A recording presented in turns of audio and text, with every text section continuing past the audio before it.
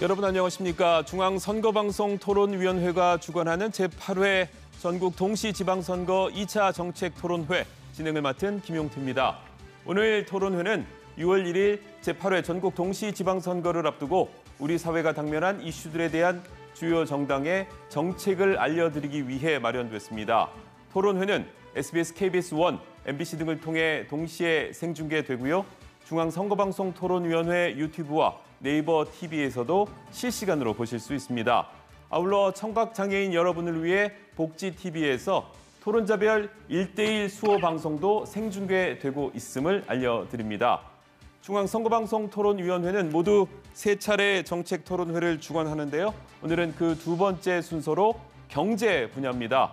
먼저 오늘 각 정당을 대표해서 나와주신 세 분의 토론자를 소개해드리겠습니다. 국민의힘 조은희 원내부대표입니다. 안녕하십니까. 더불어민주당 홍성국 국회의원입니다. 안녕하세요. 정의당 장혜영 정책위 의장입니다. 안녕하세요. 토론자의 좌석과 발언 순서는 사전에 추첨으로 결정됐습니다. 오늘 토론회는 총 3개의 주제로 진행됩니다. 주제별로 사회자 공통질문에 답변하신 후에 시간 총량제 토론으로 진행됩니다. 주어진 발언 시간이 지나면 마이크가 자동으로 음소거되는 점 유념해 주시기 바랍니다. 효율적인 진행을 위해 사회자가 발언할 토론자를 지명할 수 있다는 점도 미리 알려드립니다. 그럼 본격적으로 토론을 시작하도록 하겠습니다. 사회자 공통질문에 대한 각 정당의 입장을 듣고 시간 총량제 토론으로 이어갑니다. 각 정당의 공통질문 답변 시간 1분 30초, 시간 총량제 토론 발언 시간은 총 9분 30초씩 드리도록 하겠습니다. 첫 번째 주제는 지역 특성을 반영한 주거 안정 대책입니다. 먼저 사회자 공통 질문입니다. 부동산 가격과 주거 안정 문제는 우리 생활과 직결돼 있습니다. 하지만 지역별 편차로 집값이 폭등하고 집이 투기의 대상이 되는 지역이 있는 반면 계속되는 인구 유출로 빈집이 속출한 등 주거 환경의 개선이 시급한 지역도 있습니다. 지역 특성에 따른 맞춤형 주거 안정 대책이 필요해 보이는데 이에 대한 각 당의 기본 입장 들어보겠습니다. 답변 시간은 1분 30초입니다. 국민의힘 조은희 원내부대표 답변해 주시죠. 국민 여러분, 요즘 집값 문제로 걱정이 많으시죠? 문재인 정부는 부동산 문제는 자신 있다. 아파트가 빵이라면 밤을 새워서라도 만들겠다. 호언장담했습니다. 그러나 28번의 부동산 정책, 집값만 올리고 국민들 가슴을 아프게 했습니다. 청년들은 절박한 심정으로 영끌 매수에 나서고 지방은 빈집이 쌓이고 있습니다. 집 없는 사람은 주거 불안에 시달리고 집 가진 사람은 세금 부담에 고통스러워합니다. 내 집을 늘리기는 더욱 어려워졌습니다. 윤석열 정부는 이렇게 문재인 정부로부터 어려운 숙제를 떠안고 출발하게 되었습니다. 해답은 부동산 시장의 정상화, 청년 주거 사다리 복원, 그리고 맞춤형 주거 복지에 있습니다. 규제의 쇠사슬 이제 하나씩 풀어가겠습니다. 그러나 5년간 썩은 고름과 상처가 하루아침에 싹 낫는다고 생각하지 않습니다. 그래서 급하게 서두르지 않겠습니다. 중앙정부와 지방정부 그리고 국민의 힘이 하나가 되겠습니다. 청년과 신혼부부들이 내 집을 가질 수 있도록 주거 사다리를 확충하겠습니다. 청년 원가주택, 역세권 첫집 주택을 교통 접근성이 좋은 곳에 공급하도록 하겠습니다. 네, 발언 시간 다 사용해 주셨고요. 이어서 더불어민주당 홍성국 국회의원 답변해 주십시오. 국민 여러분 안녕하십니까. 주거 문제 해결을 제대로 못해서 대단히 죄송하게 생각하고 있습니다. 지난 대선에서도 더불어민주당이 패배한 이유도 부동산에 있다는 거 잘 알고 있습니다.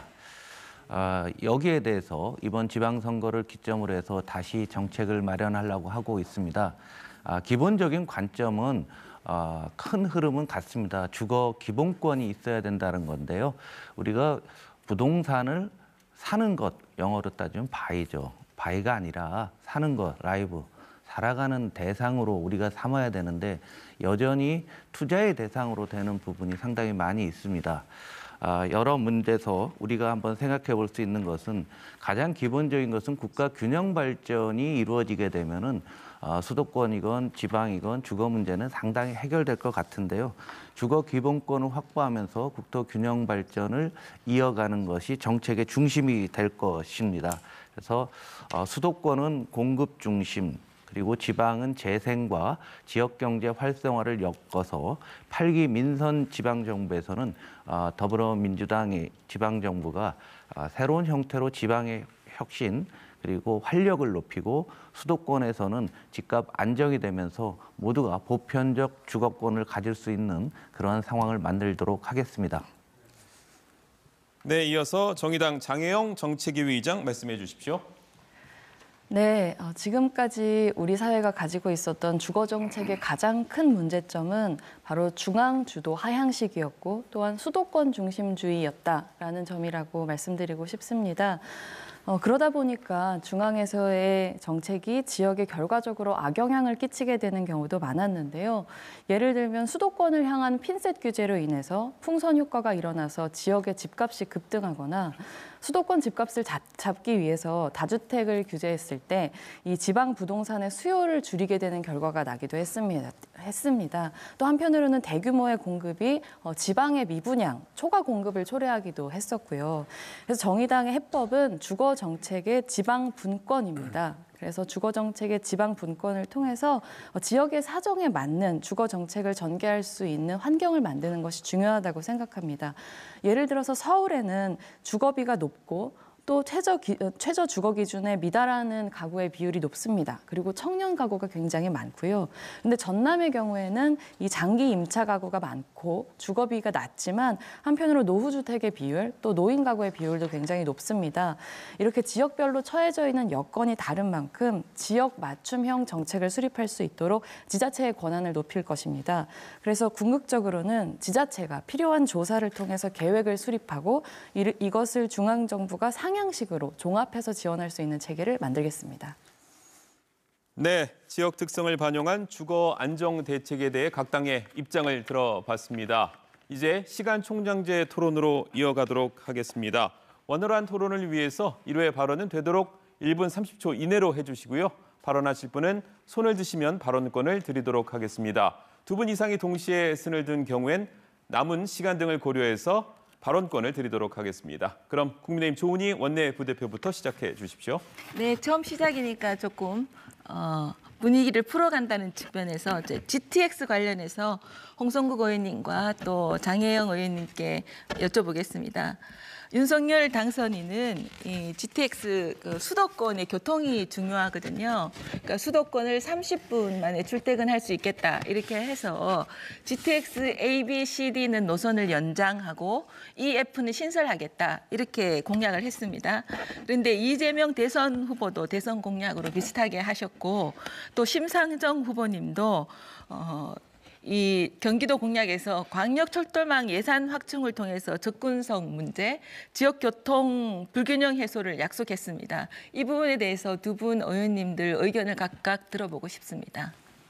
네, 질문 주셨는데 어느 분부터 답변하시겠습니까? 네, 민주당 홍성국 의원 발언하시겠습니다. 네, GTX 문제가 초기 도입할 때 새로운 또 수도권 집중을 강화한다고 해서 일부 반대도 있었지만 현실을 인정한다는 차원에서 GTX를 대규모로 새로 건설하고 수도권에 전 세계적으로 놓고 보게 되면은 특정 지역의 도시의 밀집도가 이렇게 높아가야지만 도시 경쟁력이 있다는 논리로 개발하고 있는데요.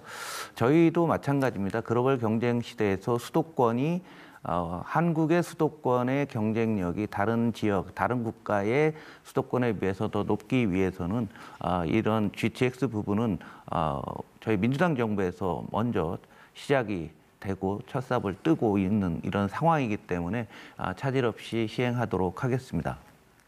네, 정의당 장혜영 정책위 의장 발언하시겠습니다.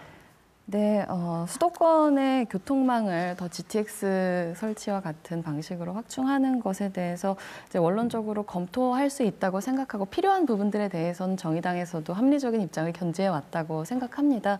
그런데 경기 지역에 GTX를 두는 것만큼이나 지금 오늘의 토론 주제가 되어야 하는 것은 비수도권 영역에 있어서의 교통망을 어떻게 원활하게 확충해서 국토의 균형적인 발전을 도모할 것인가라고 생각합니다. 네, 제가 약간 좀 더 덧붙이면요. 여기 수도권은 30분 만에 출퇴근하게 하는 거고요. 전국적으로는 광역교통망을 통해서 2시간 생활권으로 만들겠다. 이런 것이 저희 당의 입장이라고 다시 말씀드리겠습니다. 네, 이어서 어느 분, 네, 홍성구 국회의원 발언해 주십시오. 지금 고민이 전 세계적으로 금리가 급등하면서 집값의 상승세가 이제 안정화되고 있는데 유독 우리나라 수도권에서 강남이 재개발에 대한 기대감 때문에 오히려 신고가가 발생하는 기현상이 발생을 하고 있습니다. 여기에 최근에 청문회 등에서 보게 되면 많은 등장하시는 분들이 대부분 강남에 살고 계시거든요. 이런 현상들이 개발 이익을 과연 어떻게 할 것이냐에 대한 원칙적인 문제가 있을 것 같아요.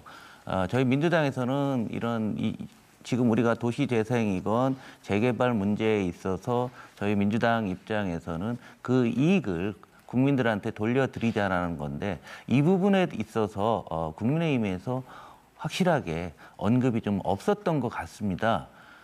지금과 같은 상황에서 어제 미국에서도 금리를 0.5%나 한 방에 5월에 올리겠다라는 얘기가 나올 정도로 굉장히 위중한 상황에서 이런 잘못된 신호가 오히려 더 깊은 상처를 주고 우리 경제에 타격을 줄 수 있다고 생각합니다. 어떻게 생각하시는지요?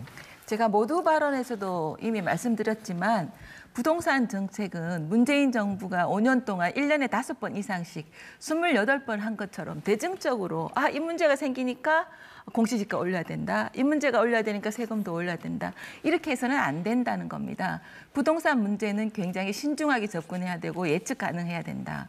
그래서 지금 마곡지구 여러분, 국민 여러분 계속 매일 뉴스를 보실 겁니다. 거기는 허그가 분양가를 지나치게 낮게 통제를 해서 생긴 문제입니다. 그래서 어느 정도 시장의 자율성을 보장해줘야 된다. 그렇지만 지금은 금리가 지금 상승 국면에 있고 물가가 올라가고 있기 때문에 부동산의 재건축, 재개발의 규제 완화는 점차적으로 한다는 원칙, 규제 완화를 한다는 원칙의 전제하에서 신중하게 속도 조절을 해야 된다. 이런 말씀을 드리겠습니다. 네, 장혜영 정책위 의장 발언하십시오.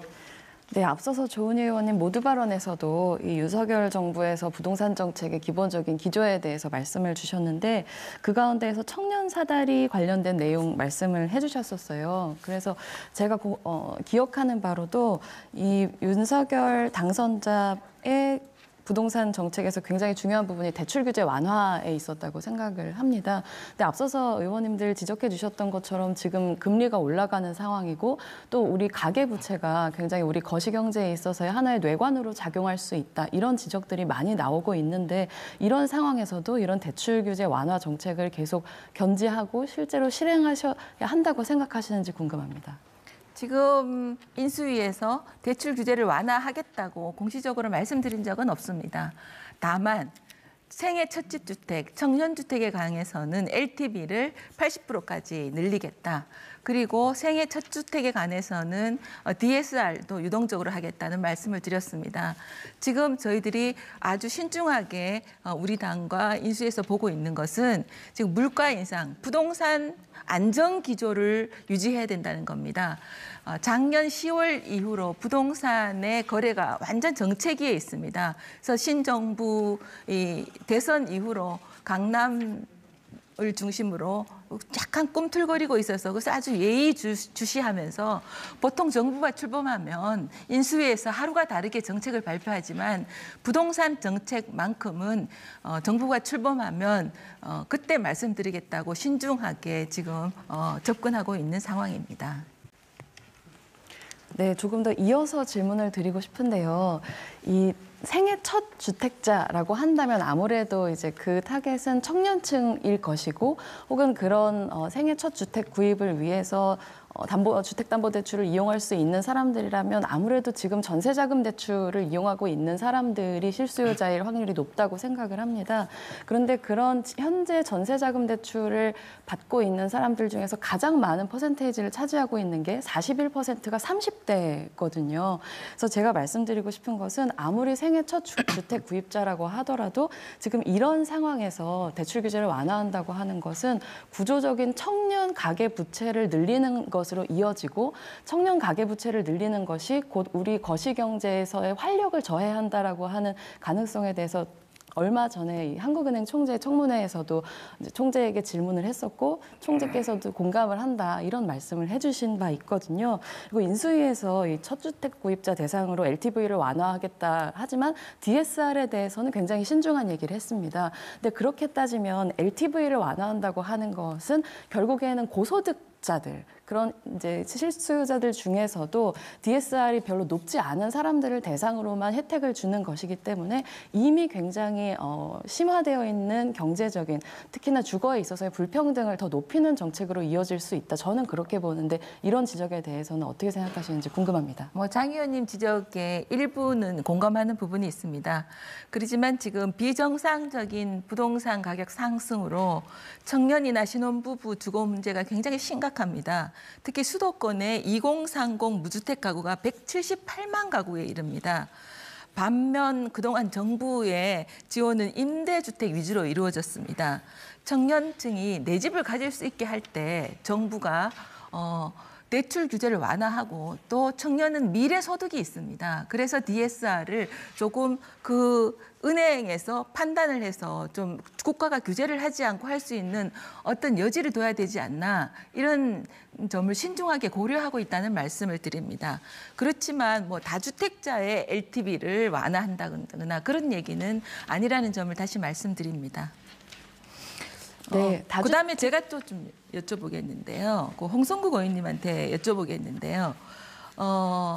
지금 조금 있으면 7월 달 되면 이제 임대차 3법 중에 계약갱신 청구권 7월이 되기 때문에 이제 계약을 다시 해야 되고 그렇기 때문에 전월세란이 어떻게 튈지를 잘 모르겠습니다.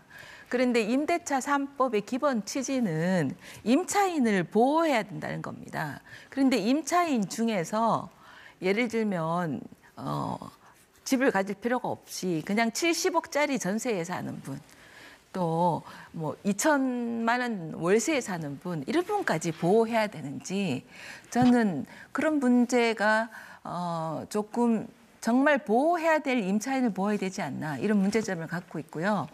또 종부세, 재산세 관련해서 서울에 강남에 집 한 채, 똘똘한 한 채죠. 그러면 한 채 갖고 있으면 30억입니다. 그런데 광명에 집을 한 채 뭐 6억짜리 갖고 있고 시골에 또 세컨 주택으로 3억짜리 갖고 있으면 종부세를 내거든요. 재산세도 많이 내고 다주택자잖아요. 이런 문제에 대해서 아주 합리적으로 가격 위주로 개편해야 된다거나 이런 얘기들이 있는데 홍 의원님 생각은 어떠신지 또 장 의원님 생각은 어떠신지 좀 들어보고 싶습니다.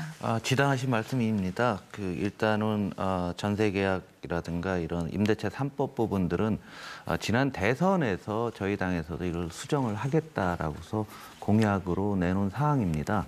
그런데 말씀하신 대로 법안의 취지가 부자들이 뭐 고가 전세 들어가고 월세 내는 것 이런 것을 보호하고자 하는 것은 절대 아니지 않습니까? 그래서 주거권이라는 게 장기적으로는 집이 투자의 대상이 아니라 살아가는 주거의 어떤 대상이 된다라는 기본 철학을 갖고 있기 때문에 그 철학 안에서 우리가 법을 손을 보여야 될 것 같고요. 그러면 특별히 이번에 임대차 3법을 수정하시겠다는 얘기네요. 아니요, 보완하시겠다는 얘기죠? 검토를 하고 있습니다. 네. 왜냐하면 지금은 지방선거 앞두고 모든 공약들이 정리가 3당이 다 안 돼 있을 겁니다. 그래서 공식적으로 아직 발표가 안 된 상태인데요. 이 부분에 대해서 당내에서 논의를 충분히 좀 하고 있는 상황입니다. 그런데 아시다시피 네. 요새 이제 정치적인 문제로 이런 부분이 조금 후순위에 물려져 있긴 한데요. 바로 다음 주 정도 되게 되면은 이런 것도 함께 합리적인 방향으로 논의하고요. 세제 부분도 세제 자체의 문제라기보다는 가격 상승이 우리나라가 최근 한 2, 3년 사이에 세계에서 가장 높다 보니까 어떤 그런 정황적인 요인들 때문에 상당히 어려운 부분이 있고, 이 부분은 아마 국민의힘이나 민주당 또 함께 논의를 해서 과세를 유예를 한다든가 이런 조치들을 냈기 때문에 이 부분은 크게 걱정을 안 하셔도 되고 합리적으로 진행될 것으로 생각하고 있습니다. 네, 정의당 장혜영 의장께 발언권 드리겠습니다. 네, 저는 오히려 문재인 정부의 지난 부동산 정책에서의 가장 큰 문제는 정책적 원칙과 일관성을 잃어버린 지점에 있다고 생각을 합니다. 정부 초기에 정부가 굉장히 높은 인기를 구가하고 있을 때 그때 명확하게 이 보유세를 중심으로 해서 부동산의 집값을 안정시키고 어떤 부동산의 경기 조절이 아니라 정말 서민들의 주거 안정을 목표로 일관된 정책을 폈다고 한다면 지금쯤 우리는 이렇게 치솟은 집값으로 많은 시민들이 고통에 시달리는 일을 겪고 있지는 않을 거라고 생각을 하고요. 그리고 다른 하나는 이 부동산의 보유세라고 하는 것을 마치 다주택자 때려잡는 투기꾼세로 전락시킨 데에 저는 굉장히 큰 문제가 있다고 생각합니다. 그래서 1주택자들에 대해서 과도한 어떤 세제 혜택이 있는 것이 아니냐라고 하는 조은희 의원님 지적에는 저는 분명히 타당한 점이 있다고 생각을 하고요.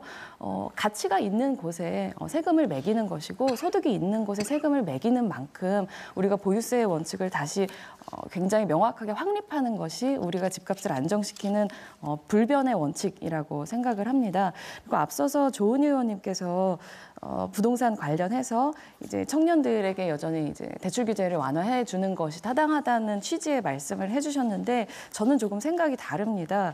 그러니까 비정상적인 가격 상승이라는 표현 해주셨잖아요. 근데 그렇기 때문에 이런 비정상적인 가격을 전제로 두고 이 금액을 치를 수 있도록 청년들에게 대출을 해주는 것이 과연 청년들의 미래소득을 고려한다고 했었을 때 사실상 그 미래소득을 전부 주택 사는데 들였던 빚 갚는 데 써야 된다는 얘기처럼 되거든요. 그렇기 때문에 저는 지금 필요한 것은 대출 완화가 아니라 당연히 저도 수도권에 살고 있고 저도 무주택자입니다. 저도 안정적인 주거 환경을 갖고 싶은데요. 그럼에도 불구하고 지금은 이런 치솟은 집값을 안정시키는 정책이 무엇인가가 저희의 논의의 포커스가 돼야 된다고 생각합니다. 하고요. 무엇보다도 이렇게 치솟은 집값에 대한 문제는 전국 공통의 문제라고 볼 수는 없습니다. 앞서서도 말씀드렸지만 지금 대한민국의 주거 문제는 지역에 따라서 굉장히 그 중요한 이슈가 달라집니다. 수도권에 있어서는 어떻게 공급을 할 것인가가 주요한 이슈가 되지만 다른 지역에 있어서는 공시를 어떻게 할 것인가 혹은 노인 가구들 혹은 낙후된 주거 환경을 어떻게 개선할 것인가의 문제도 굉장히 중요하거든요. 수도권의 집값 문제 이외에 다른 이런 문제들에 있어서 국민의힘 그리고 더불어민주당에서 어떤 정책 가지고 계신지 궁금합니다. 네, 차분하지만 열띠게 토론이 진행되고 있는데 지금 남은 시간이 홍성국 의원께서 6분 가까이로 가장 많이 남아 있는데 먼저 사용하시겠습니까? 네. 장혜영 의원님 말씀 지당하시고요. 다 맞는 얘기입니다. 지금 우리가 영끌이란 용어가 나왔는데요. 이게 잘 생각을 해보시면은 주식 투자, 국내 주식 투자하다가 해외 주식 갔다가 가상화폐 갔다가 부동산까지 넘어오면서 우리 20, 30대들의 부채 수준이 굉장히 높은 상태입니다. 이런 상태에서 지금 금리도 올라가기 때문은 집을 마련하는 것이 아니라 청년 파산의 위험성이 있다고 많은 분들이 경고를 하고 있습니다. 그렇다고 하면은 지금 가장 중요한 공급에 있어서 젊은 층이 선호하는 것은 아무래도 교통이 좋고 더군다나 1인 가구가 40%에 육박하기 때문에 역세권, 교통이 좋은 역세권에 임대와 관련돼서 큰 부담 없이 그리고 장기 안정적으로 살 수 있는 공급이 가장 시급하다고 보고 있습니다. 그래서 용적률도 상당히 높이고 또 많은 그런 사업을 하려고 하면 규제들이 많이 있게 되는데요. 이러한 규제들도 어찌됐건 시급한 상태이기 때문에 수도권에서는 그래야 될 것 같고요. 지방은 주택 문제에 있어서 좀 다르게 보여야 될 게 지방 같은 데는 이미 올해 한 2, 3월부터 미분양이 늘고 있습니다. 대구, 대전, 광주에서 미분양이 늘으면서 부동산 가격이 올라도 문제지만은 하락하도 더 큰 문제거든요. 그래서 지방에서는 이게 경제로 활성화하는 방안으로 그래서 오늘 주제와 마찬가지 경제 활성화하는 부분들을 동시에 엮어서 하지 않게 되게 되면은 우리 부동산 또 주거 문제의 균형 발전도 역시 어려워질 거다라고 생각하고 그런 차원에서 대책을 마련해야 된다고 생각합니다. 네. 지금 홍 의원님 말씀하신 부분에 전체적으로 취지에 제가 굉장히 공감하는데 지금 현 정부에서 방법론이 굉장히 틀렸다. 청년들에게는 굉장히 좁은 성냥갑 같은 임대주택에만 살라고 하니까 지금 대통령께서 간 동탄 도시 그 좋다고 견본하우스에 가셨지만 그 견본하우스가 1년 넘게 이렇게 좋은 집인데 임대주택인데 그 1년 넘게 안 나갔거든요. 그러니까 청년들이 살고 싶은 곳에 청년이 분양주택을 하고 싶으면 분양주택, 임대주택을 하고 싶으면 임대주택 이렇게 선택하게 해줘야 되는 겁니다. 청년 생애 첫 집을 할 때는 대출 규제를 완화해야 된다는 뜻은 여유가 있으면 본인 집에 살고 거기에 대해서 미래 소득에 의해서 갚을 여러 개 있으면 선택을 하는 거고요. 임대주택에 살고 싶으면 임대주택에 살게 해야 된다는 게 제 말씀의 요지입니다. 그리고 이제 그 서울시에서 박원순 전 시장님 계실 때 임대주택 역세권 임대주택 했는데 8년 동안 살고 나면 쫓겨나야 돼요. 그러면 임대자로 전전해야 되는데 그다음에 살 데가 없습니다. 이런 문제를 반드시 시정해야 된다 이렇게 생각합니다. 네, 그다음에 제가 의원, 또 네네. 여쭤봐도 될까요? 네. 조은희 의원 발언 계속 하시겠습니까? 네, 지금 정의당 장혜영 정책위원장께서 먼저 손을 드셨기 때문에 네. 먼저 발언 듣고 다음에 차례 드리도록 하겠습니다. 네, 계속 수도권 관련된 부동산 정책들에 대해서 얘기가 돼서 이어서 좀 질문을 드려보고 싶은데요. 제안일 수도 있고요. 그러니까 저는 부동산 정책에 있어서 거의 이런 이제 금리가 올라가는 상황에서 어떤 종류의 극약 처방이 있었기 때문에 그나마 지금 약간 가격이 안정되어 되는 양상이 드러나고 있다고 생각하는데 이런 시기에는 뭔가 공급이라든가 혹은 대출 완화보다도 공공성을 강화하는 정책들이 좀 필요하다는 생각이 듭니다. 그래서 예를 들어서 재건축 초과이익 같은 것들이 발생한다면 이런 것들을 환수해서 임대주택을 건설하고 관리하거나 혹은 주거 안정을 지원하는 데 쓰는 것이 어떤가라는 생각에 대해서 두 분 의원님 생각이 궁금하고요. 또 다른 한편으로는 앞서서 이 홍성국 의원님께서 지역의 미분양 주택 관련된 말씀해 주셨는데 지금도 LH가 미분양 주택들을 이제 매입하고 있기는 한데 굉장히 제한적인 수준에서 이루어지고 있거든요. 그래서 더 적극적으로 이런 미분양 분량들을 아예 정부가 매입을 하고 이거를 임대주택이나 공유주택 같은 방식으로 사용하는 것에 대해서는 어떻게 생각하시는지 궁금합니다. 자, 두 분께 동시에 질문을 드렸는데 어느 분부터 답변하시겠습니까? 짧게 의원님께. 제 시간 고 미분양 주택에 네. 대해서 먼저 짧게 말씀드리겠습니다. 그 미분양 주택, 그 빈집을 미분양 주택과 또 빈집을 활용한다는 문제를 얘기하셨는데요. 서울시에서 박원순 시장 시절에 빈집 활용하는 걸 했지만 그 빈집을 활용해서 분양하는 것이 비용이 더 들었습니다. 그래서 비용 대비 효과를 분석해 봐야 된다 이런 말씀을 먼저 드리겠습니다. 네. 우리 주택에 대한 생각을 좀 우리가 논의 대상에서 안 한 것 중에 하나가 우리나라 국민소득이 3만 5천 불이 됐습니다. 그런데 1인당 주거 면적은 주요 선진국들 중에서는 가장 좁은 상태에서 살고 있습니다. 그래서 공공주택으로 가더라도 과거와 같이 성냥갑 같은 그런 데가 아니라 충분히 삶의 질, 인간다운 권리를 누릴 수 있는 이런 식으로 집에 대한 공급들을 많이 해야지만 기본적으로 우리 주거권을 우리 청년들 특히 생애 첫 주택을 구입하는 사람들 필요할 거다라고 생각을 하고요. 자꾸 이게 투자의 대상 뭐로 하지만 다른 한쪽으로 TV에서 보면은 그 집을 이렇게 매매하는 이런 프로들이 있잖아요. 집 소개하는 프로들이 있는데 우리가 원하는 집의 상황은 굉장히 달라졌다는 것을 잘 인지하고 있습니다. 그래서 다음에 나오는 공공주택들, 임대형 공공주택이 됐건 어떤 형태가 됐건 간에 수준을 좀 높여야 될 것 같고요. 빈집 문제는 일본은 빈집이 너무 많아서 아파트 관리소가 없게 되니까 빈집이 더 늘어서 단지 전체가 비어가는 이런 사례도 있습니다. 이런 것을 막기 위해서는 지방에 대해서 특히 일본도 그런데요. 우리나라도 특단의 대책이 좀 필요하다. 그래서 LH에서 하는 것도 좋지만은 또 추가로 민간에 나중에 돼서 더 늘게 되면은 민간의 어떤 기업들도 참여해서 오히려 개발해서 지방에 세컨드 주택을 좀 갖게 하는 방안들까지도 우리는 지금 미리 준비를 해야 된다고 생각합니다. 네, 조은희 원내부대표 발언하십시오. 네. 지금 전체 빈집 통계가요, 150만 채가 됩니다. 그런데 빈집이 지방에 농어촌에 왜 있느냐 하면 지금 빈집으로 놔두는 것이 허부는 것보다 세금을 덜 내기 때문입니다. 그래서 세금 혜택이나 빈집을 철거를 하거나 또 아까 홍 의원님 얘기하신 것처럼 다시 민간이 리모델링 했을 때 인센티브가 있어야 됩니다. 그렇지만 이 정부에서는 빈집은 그대로 두고 그냥 흉가가 되는 거죠. 그냥 아파트를 전체 정부에서 공공 공급하는 임대주택만 정책을 했기 때문에 지방에는 빈집이 쌓이고 수도권에는 주택이 부족한 사태가 일어났지 않나 이렇게 생각하고요.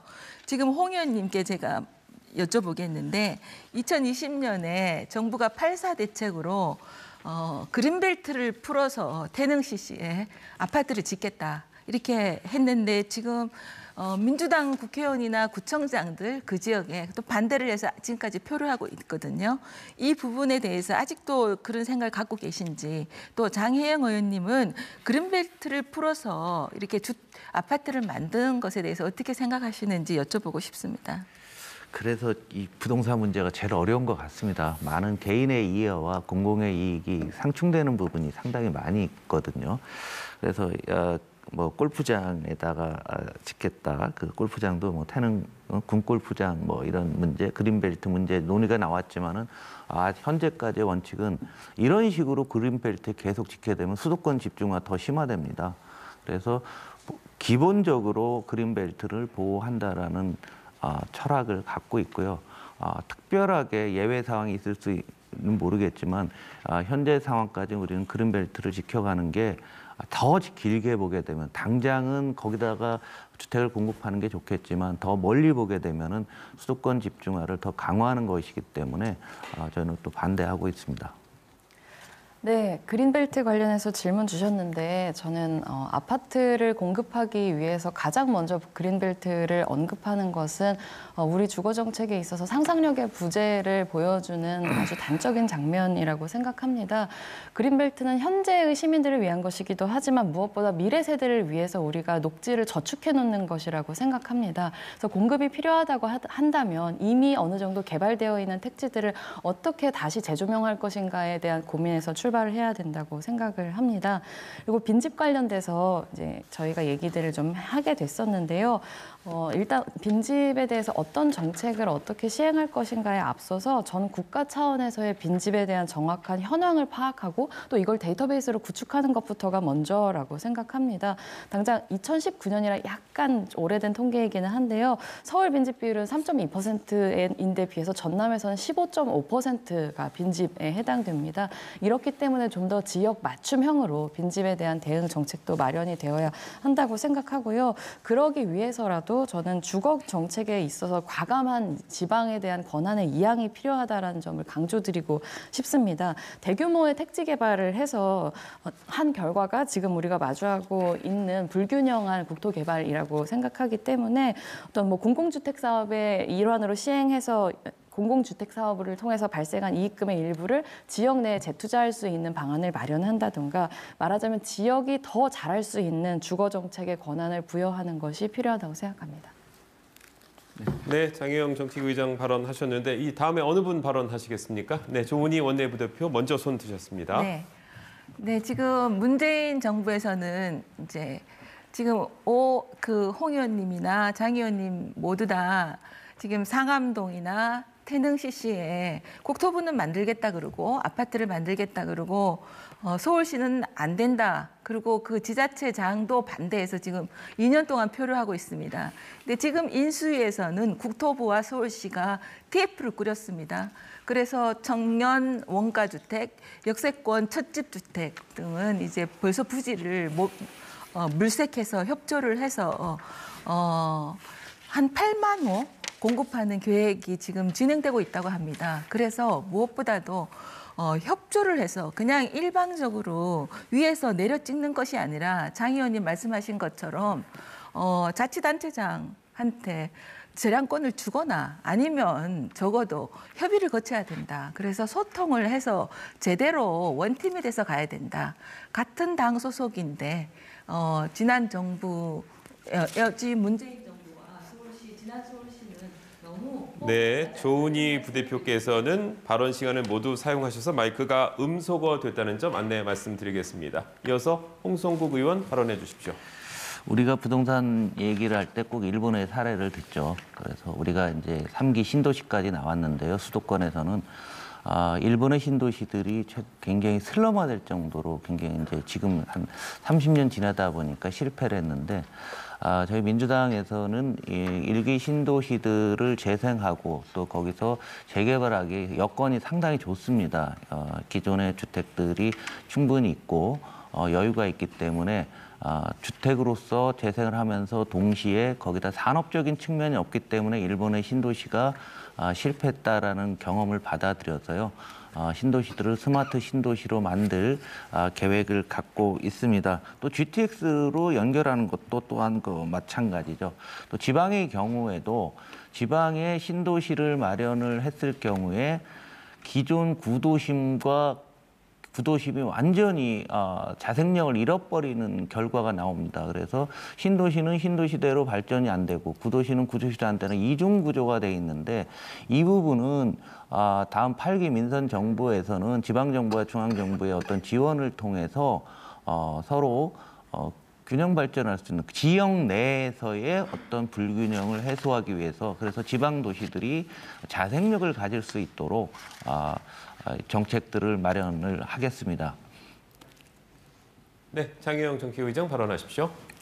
네, 저는 오늘 이 토론을 보고 계시는 시민들 가운데에서 수도권에 살고 계시지 않은 시민분들 그리고 또 집을 갖거나 집을 갖고 계신 분들이 아니라 무주택자이신 분들 혹은 지금 세입자이면서 집을 사기에는 엄두도 나지 않는 형편에 계신 분들께서 어떤 마음으로 이 토론을 보고 계실지를 생각하면 좀 죄송스러운 기분이 듭니다. 저희가 국토 균형 발전에 대해서 이야기를 하고 어떻게 어떤 균형 잡힌 주거 정책을 이야기할 것인가가 오늘의 토론 주제였다고 생각하는데 역시 수도권에서의 공급 정책 중심을 가지고 토론을 하게 됐다는 점에 대해서 좀 유감스러움을 표현하고 싶고요. 그러니까 저희는 수도권 공화국이라는 오명을 이제 벗어야 한다고 생각합니다. 그리고 집주인들을 위한 나라임과 동시에 세입자들을 위한 나라가 되어가야 한다고 생각합니다. 그런 의미에서 정말 다시 한번 청년 가계부채의 심각성에 대해서 강조드리고 싶습니다. 지금 이렇게 집값이 올라 있는 상황에서 물론 청년들이 저 또한 집을 가지고 싶습니다. 많은 청년들은 주거 안정을 이루고 싶습니다. 하지만 그럼에도 불구하고 청년들의 미래를 원리금 상환에 매여 놓아서는 안 됩니다. 지금 이 순간 세입자인 청년들도 안정적으로 살아갈 수 있게 해주는 것이 우리 정부의 어떤 국가의 기본적인 역할이다. 이런 말씀 꼭 드리고 싶습니다. 네, 이제 홍성국 국회의원 발언 시간 17초, 장혜영 정치계 의장은 8초 남았습니다. 홍 의원 사용하시겠습니까? 네, 안 하겠습니다. 네, 장혜영 정치계 의장 8초 괜찮습니다. 사용하시겠습니까? 아닙니다. 네. 모두 제한된 시간 안에서 밀도 있게 토론을 해주셨습니다. 주거 환경 개선이라는 정책적 목표는 같겠지만 각 당의 접근법이 어떻게 다른지는 시청자 여러분께서 직접 확인하셨을 거라고 믿습니다. 첫 번째 주제에 대한 토론은 이 정도로 하고요. 다음 주제로 넘어가도록 하겠습니다. 자, 두 번째 토론 주제는 지방정부 재정 확보 방안입니다. 진행 방식은 첫 번째 주제와 같습니다. 그럼 공통 질문 드리겠습니다. 지난해 행정안전부가 발표한 통계에 따르면 전국 243개 지방정부의 재정 자립도는 평균 48.7%로 나타났습니다. 지난 1997년 63%에서 하향 곡선을 그리다 결국에는 50% 선이 붕괴된 겁니다. 특히 재정 자립도가 30% 미만인 지방정부가 전체의 71%에 이르고 있습니다. 지방시대와 균형 발전은 재정 분권을 포함해 지방 재정 능력이 뒷받침될 때만 가능합니다. 지방정부 재정 자립도 개선을 위해 각 당은 어떤 정책을 갖고 있는지 중앙정부의 지원 강화 방안이나 세제 개편 같은 구체적 실행 계획은 무엇인지 들어보겠습니다. 답변 시간은 1분 30초입니다. 더불어민주당 홍성국 국회의원 답변해 주시죠. 네, 지방자치의 어떤 출발은 역시 자금, 돈의 문제입니다. 그래서 지방 재정이 얼마나 자립도를 갖고 있느냐가 가장 중요할 텐데요. 이번 앵커께서 말씀하신 대로 점점 악화되고 있는 게 사실입니다. 그러다 보니까 지방에서 그 지역에 맞는 정책을 펼 수가 없으니까 재정 자주권이라고 하죠. 재정 자주율도 계속 떨어지고 있는 그런 상태입니다. 예, 지난 문재인 정부에서는 지방 재정 자립을 위한 강력한 재정분권 정책을 그나마 다른 정부보다 빠르게 시행했습니다. 그래서 지방 소비세율을 14.3%포인트 인상을 했죠. 그래서 부가가치세 11%를 지방에 이렇게 부과를 했었는데 지금 이제 내년까지 25%까지 늘리게 되면은 지방에서 쓸 수 있는 자금들이 상당히 많아집니다. 그렇지만 여전히 부족합니다. 2018년 같은 경우에 국세가 77% 그리고 지방세가 22% 정도였습니다. 이것이 이제 내년 정도 목표가 되면 72대 27로 많이 개선은 됐지만은 여전히 부족하고 장기적으로는 국세 6대 지방세 4 정도로 진행될 생각입니다. 그리고 지방 정부에서 이제 과세 자주권이나 이런 문제들 그리고 교육재정, 교부금제도 같은 것들도 근본적으로 좀 고칠 준비들을 하고 있습니다. 네, 이어서 정의당 장혜영 정책위 의장 답변해 주십시오. 네, 정의당은 지방자치가 온전히 실현되기 위해서는 행정분권과 더불어서 재정분권이 반드시 실행되어야 한다는 입장을 가지고 있습니다. 지금 우리나라는 총조세 가운데에서 지방세가 차지하는 비중이 그래도 꾸준히 상승해서 최근에는 약 25% 수준에 이르고 있는데요. 여전히 지방자치를 실현하기 위해서 이것이 적절한가라고 본다면 충분하지 않다고 생각합니다. 오히려 각종 보조금들이 확대되면서 중앙재정에 대한 의존성은 더더욱 높아지고 있습니다. 실제로 지난해에 지자체 총세입 가운데에서 지방세 그리고 세외 수입의 비중은 30% 수준인데요. 5년 전보다 7%포인트 정도 하락했습니다. 반면에 지방교부세 등의 중앙으로부터 이전 수입의 비중은 43.3%로 5년 전에 비해서 9%포인트가량이 늘어났습니다. 이렇게 중앙정부에 대한 지방정부의 의존성이 계속 심화된다면 결국에는 지방자치 또는 재정운영에 있어서의 책임성 그리고 효율성이 저하되는 하나의 원인으로 작용할 수 있다고 생각합니다. 그렇기 때문에 정의당은 총조세 비율 가운데에서 지방세 비중을 확대하면서도 또 지방 재정을 확충할 수 있는 세원을 적극적으로 확대하고 발굴하겠다는 말씀을 드립니다. 또한 특히 부동산에 대한 과세는 이 지방세수 확충에 있어서 직결되어 있는 만큼 부동산에 대한 과세를 강화하는 것은 불가피하다고 말씀드릴 수 있겠습니다. 네, 장혜영 정책위 의장께서도 발언 시간 모두 사용하셨고요. 이어서 국민의힘 조은희 원내부대표 답변해 주십시오. 문재인 정부는 5년 내내 지방분권과 재정분권을 노래했습니다. 그리고 중앙정부 사무 400개를 지방으로 이양하면서 치적이라고 자랑했죠. 문제는 일은 떠넘겼는데 예산은 다 넘기지 않았다는 점입니다. 지방정부의 예산 전체 파이는 늘었지만 실제로 자치단체장이 권한을 갖고 집행할 수 있는 돈의 양은 줄었다는 거죠. 다시 말하면 책임만 늘고 재정 자주도는 떨어졌다는 겁니다. 그러면 말 따로 행동 따로 지방 재정은 더 열악해졌다는 얘기입니다. 그래서 세 가지만 말씀드리겠습니다. 첫째, 지방정부의 일만 떠넘기는 것이 아니라 사람과 돈, 일이 유기적으로 이양되는 재정분권을 실현해야 된다. 둘째, 지자체장이 지역 현실에 맞게 재정 운용을 할 수 있도록 재정 자율성을 강화해야 된다. 셋째, 지방정부 사무, 중앙정부 사무, 공동사무를 명확하게 구분해서 이게 합리적인 자주재원이 분배될 수 있도록 지방재정 역량평가제를 도입해야 된다. 그래서 지방 전체가 합해서 대한민국이 되는 것이 아니라 지방 하나하나가 대한민국이 되는 그런 나라가 되야 된다 생각합니다. 네, 말씀 잘 들어봤습니다. 지방정부 재정 확보 방안에 대한 각 당의 입장 들어봤습니다. 재정 자립도를 올린다는 정책 목표는 같겠습니다만 구체적으로 어떤 방식으로 어떤 방법으로 할 것이냐에 대해선 지금부터 시간 총량제 토론에서 조금 더 세부적으로 논의해 보도록 하겠습니다. 마찬가지로 1회 발언은 되도록 1분 30초 이내로 해주시기 바랍니다. 더불어민주당 홍성국 국회의원부터 시작하겠습니다. 이 지방 자주권을 좀 조정할 게 있는데요. 지방의 지방 소비세를 넘기면서 지방 사무도 함께 넘긴 거는 맞는 내용인데 지방 사무를 중앙 사무를 이제 지방 정부가 받아서 들어간 비용보다는 자금이 훨씬 더 많이 들어갔다라고서 먼저 여러분들한테 좀 말씀드리고 싶고요. 우리가 이번에 지방 재정 문제에서 지방이 워낙 취약하다 보니까 이게 앞서 논의한 부동산 문제와도 연결이 되는데요. 종부세 폐지를 하겠다고 우리 국힘에서 여러분들이 말씀들을 하셨습니다. 그런데 그 종부세는 한 60%가 서울서 거치고 그 자금이 전국 지방으로 지방 재정에 전부 다 이게 도움이 되는 거거든요. 이걸 그냥 재산세로 일원화 하게 되게 되면은 강남만, 서울만 오히려 재정의 불균형이 훨씬 더 심화될 수밖에 없습니다. 이 문제에 대해서 어떻게 생각하시는지 좀 조은희 의원님 말씀해 주십시오. 또 당사자시잖아요. 그쪽에 계셨으니까 더 잘하실 것 같아요. 네. 저희는 종부세와 지방 재산세를 궁극적으로는 세제를 합해야 된다. 그리고 종부세가 있는 나라는 세계적으로 우리 대한민국 유일하다 생각하지만 지금 지방 재정을 생각해서 굉장히 신중해야 된다고 생각합니다.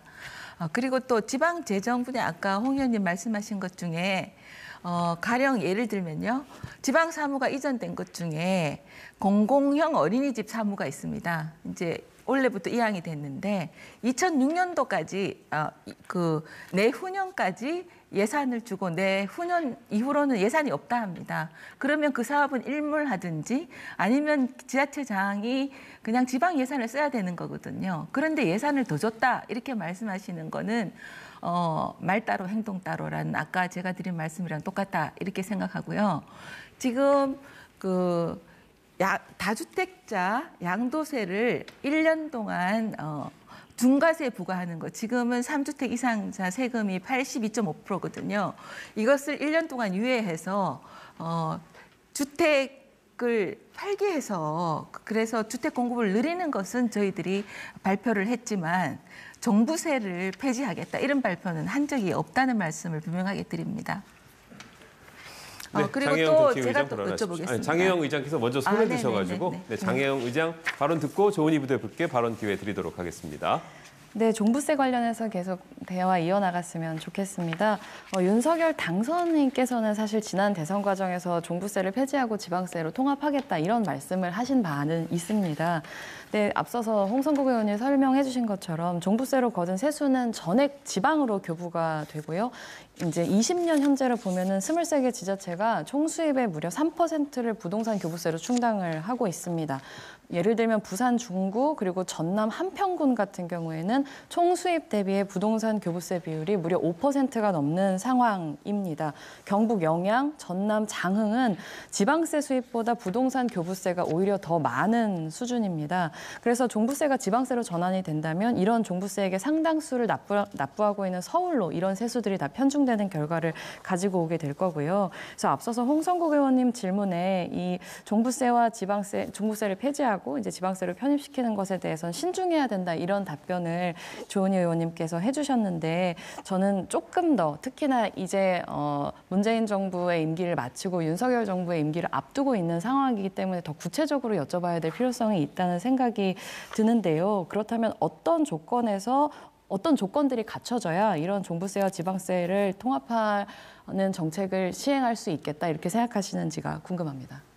네, 조은희 부대표께 발언 기회 드리도록 하겠습니다. 질문은 지금 홍 의원님한테 하셨는데 아니요, 조 의원님께 드렸습니다. 저한테 하셨어요? 네. 저는 민주당도 공약을 한 사항인데요. 1주택자 중에 장기간 보유한 분, 특히 노령자 분들에 대해서는 종부세 또 보유세 또 그걸 이어내야 된다 생각합니다. 그러려면 종부세법이나 지방세법을 개정해야 되는데 민주당도 여기 공약을 하셨으니까 협조해 주실 걸로 생각합니다. 제 질문에 대한 대답은 아닌 것 같은데요. 그러니까 제가 말씀드리는 건 그 종부세랑 지방세를 합해야 된다고 하는 거는 국민의힘에서 가져가시는 방향성이라고 말씀하셨지만 네, 장기적으로 봐야 된다고 말씀드렸습니다. 네, 하지만 이것을 이제 신중하게 해야 된다는 네, 이제 네, 현실적인 네. 답변을 주셨다고 생각하는데 그렇다면 어쨌든 윤석열 정부가 이제 곧 출범을 하게 될 거고 그러면 네. 윤석열 정부 이 5년 임기 안에 이런 종부세와 종부세를 폐지하고 지방세를 편입시키는 그런 정책을 실제로 시행할 가능성이 있는지가 궁금해서 만약에 그것이 당론이라고 한다면 어떤 조건들이 갖춰졌을 때 그런 정책을 시행하실 가능성이 있는지를 여쭤봤습니다. 그것은요. 지금 조금 있으면 제가 그 지역 경제 활성화에 대해서 말씀을 드릴 텐데요. 우리나라에서 수도권 집중 현상이 줄어들고 지역 경제가 활성화됐을 때 제가 다음 주제 때 좀 설명을 드리겠습니다마는 그때 지방이 더 이상 중앙의 종부세를 가지고 의존할 필요가 없을 때 그때 가능하다고 생각합니다. 네, 홍성국 국회의원 발언하십시오. 제가 아까 여쭤보려고 했던 기회가 질문 있습니다. 아까, 네, 그러면 질문 제가 지금 조은희 답변 드린 부대표께 거고요. 발언 기회 먼저 드려도 괜찮겠습니까? 네. 그 장혜연 의원께서 지난 2월에 문재인 정부 4년 동안 총 122건, 96조 9,860 억 원 정도 예타 면제가 있었던 점을 아주 소상히 밝혀주셨습니다. 저는 정말 잘 하셨다고 생각하는데요. 국가 재정 건전성을 지키는 문지기가 예타라고 생각하는데 지금 문재인 정부 예타 면제를 보시면서 문제점은 무엇이었다고 생각하십니까? 조은희 의원님 말씀해 주신 것처럼 국가의 예비 타당성 조사라고 하는 것은 국가의 재정이 충분히 타당한 근거에 의해서 사용되고 있는가를 보고 있는 것인데요. 이 예비 타당성 조사를 면제할 수 있는 어떤 근거 조항들이 법률에 여러 가지가 있습니다. 근데 그중에서 사실상 국무회의에서 의결하는 것만으로 예비 타당성 조사를 면제할 수 있게 되는 항목이 있어요. 그런데 문재인 정부에 들어서서 이전에 박근혜 정부나 이명박 정부 때에 비해서 훨씬 더 거의 임의 조항에 가까운 그 조항을 통해서 예비 타당성 조사를 면제한 사업들이 훨씬 많았고 그 금액도 컸습니다. 그 부분에 대해서 저희 의원실에서 조사해서 발표하고 지적한 바 있습니다. 향후 어떻게 보완하면 좋겠습니까? 이 예비 타당성 조사 관련해서는 제가 국회 기획재정위원회에 있는데요. 공청회를 열고 여러 가지 아이디어를 검토를 했었습니다. 근데 지금 예비 타당성 조사를 면제하는 기준 자체를 조금 현실화해서 상향해야 한다. 그러면서 그런 국무회의를 통해서 임의적으로 활용하는 부분을 없애야 한다라고 하는 것이 이제 많은 분들께서 동의하시는 어떤 중지를 모은 방안이었다고 생각합니다. 저도 장 의원님 방향성에 대해서 동의합니다. 예비 타당성 조사 면제가 지역 균형 발전을 위한 것이 아니고 원님 방방이가 되면 안 되는 거죠. 그렇습니다. 네. 네, 민주당 홍성국 의원께서 발언하셔야 될 것 같은 발언하시겠습니까? 네, 이 예비 타당성 조사는 이런 말이 있잖아요. 공급이 수요를 창출한다고요. 현재와 같은 한국의 지역 불균형 상태에서는 불가피하게 지방에 더 많은 예타를 면제해서 거기에 인프라가 됐건 다른 어떤 시설들이 됐건 간에 지원을 할 수밖에 없는 게 현재의 우리의 불균형 구조가 심하기 때문에 이런 현상이 불가피했다. 그래서 그 지역이 발전하게 되면 또 인구가 늘고 경제가 회복된다라는 이런 철학에서 시작됐다는 걸 말씀을 드리고요. 사실 재정 문제 뭐 여기서 계속 해봤자 전체 금액으로 따지면 얼마 안 됩니다. 현재의 틀 안에서는. 그래서 지금 정의당에서는 개헌까지 지방 분권을 위한 개헌, 특히 재정 분권을 위한 개헌도 언급을 하셨는데 그 내용을 좀 이 자리에서 한번 소개를 해주시면은 큰 도움이 될 것 같습니다.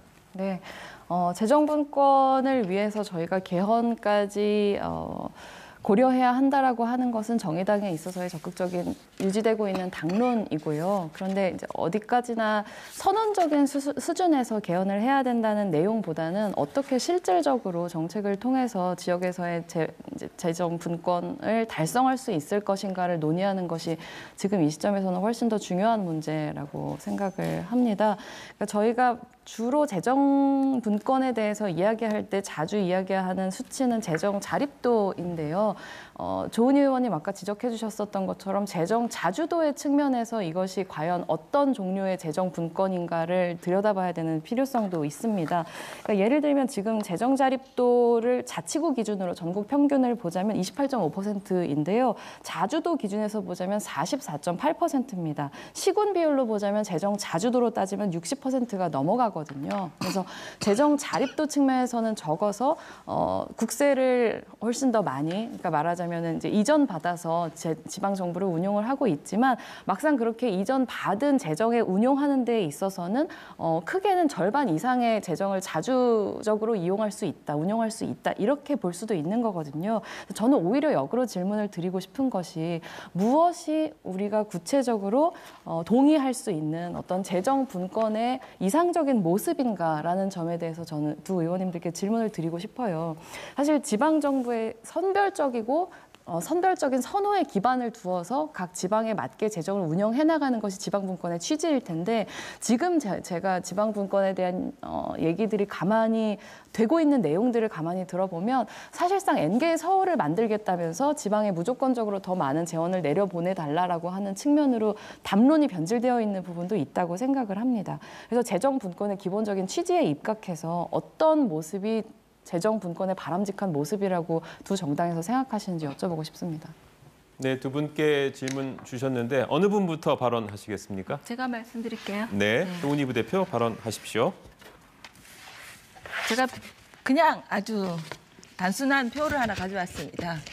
예산은 국가 의지에 대한 화폐적 표현이다. 이 화폐적 표현입니다. 그런데 이제 재정 분권을 얘기를 했을 때 지금 지방에게 그러면 권한을 많이 준다 이렇게 했을 때 지방에 권한을 줘야 되죠. 그런데 일을 주면 안 되는 거죠.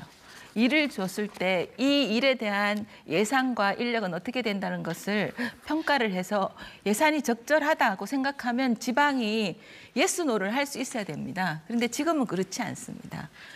제가 예를 들어 보겠습니다. 아동수당이 있습니다. 문재인 정부에서 아동수당을 만 7세까지 두던 것을 만 8세까지 주면서 국비, 시비, 구비 그러니까 그걸 매칭하게 했습니다.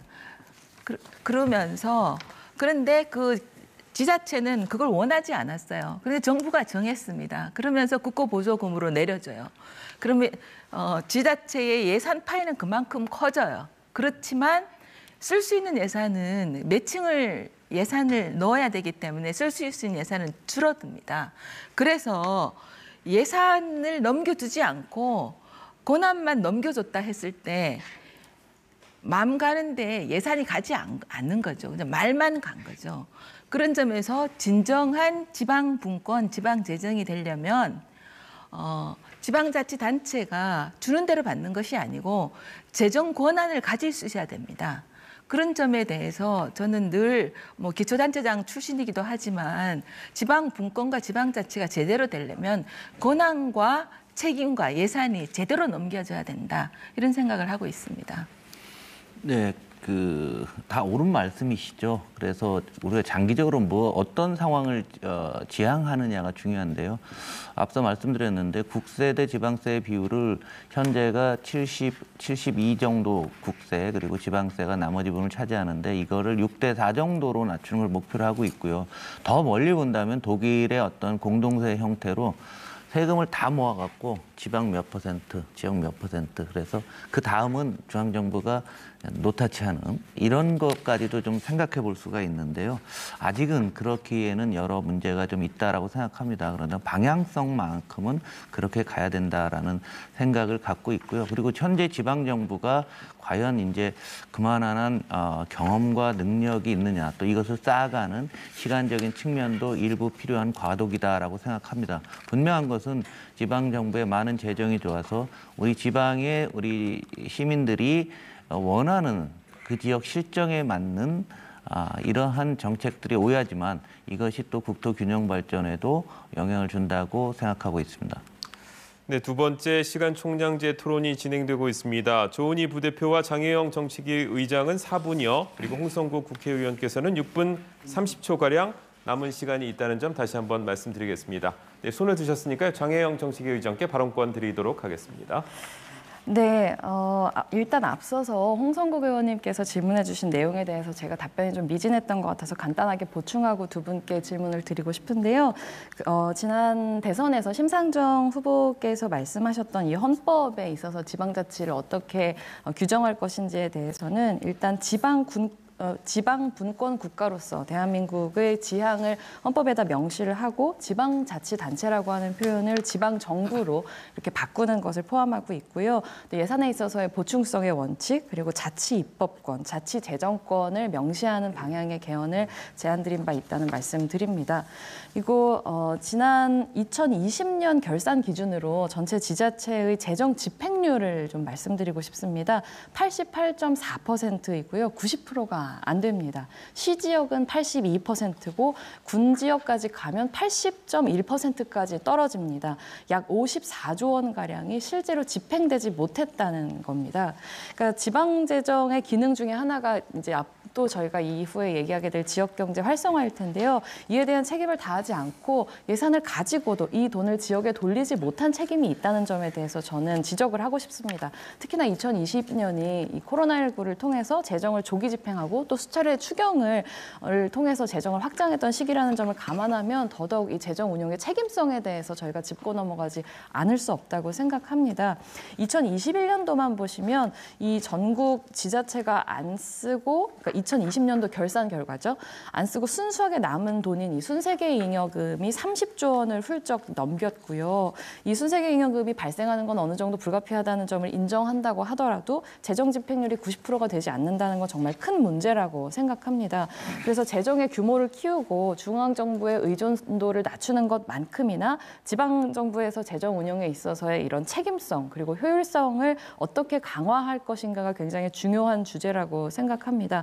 정의당에서는 이런 상황을 개선하는 데 있어서 무엇보다 지역 주민들의 참여 그리고 지역 의회에서의 역할 강화를 통한 투명성을 높이는 게 필요하다고 생각하는데요. 이 주제에 있어서 두 정당에서는 어떤 관점을 가지고 또 어떤 대책을 가지고 계신지 소개해 주시면 좋겠습니다. 제가 먼저 말씀드릴게요. 제가 시간이 많지 않아서 짧게 말씀드리겠습니다. 지금 약간 통계가 이제 기준으로 보면 좀 차이가 나는데요. 제가 갖고 있는 통계는 광역시도 자체의 지방세 징수율이 지금 95%입니다.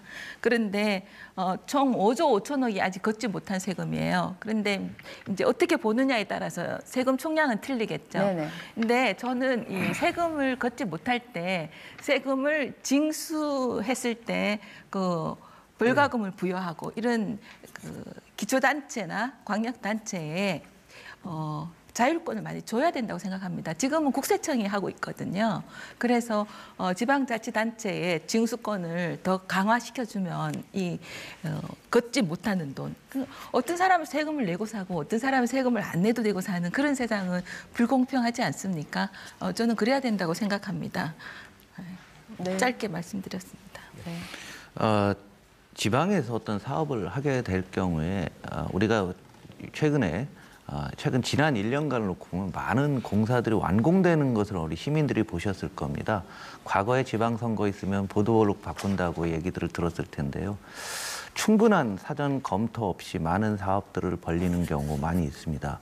이제 효율적인 정부고 어느 쪽에서는 공공기관 구조조정에서 오히려 좀 줄여야 된다라는 정부 조직론을 하시는 분도 있는데요. 그런 측면에서 지방정부의 효율성 문제는 재정 문제와 다르게 또 다른 차원에서 지방정부가 효율적이고 합리적으로 지역의 발전을 위해서 하는 거냐 아니면은 지자체장의 어떤 또 그 지역의 특정 세대, 특정 부류 사람들을 위한 사업이 벌어지고 있는 거냐 이 부분에 대한 감시라든가 그리고 국가적 차원에서 살펴보는 것이 현 단계에서도 상당히 중요하다라는 생각을 갖고 있습니다. 네, 조은희 부대표 손 드셨습니다. 두 분 의원님들께서 이제 각 당의 당론인지 아닌지 모르겠지만 저하고 비슷한 생각을 많이 갖고 계세요. 그 중에서 과세 자주권입니다.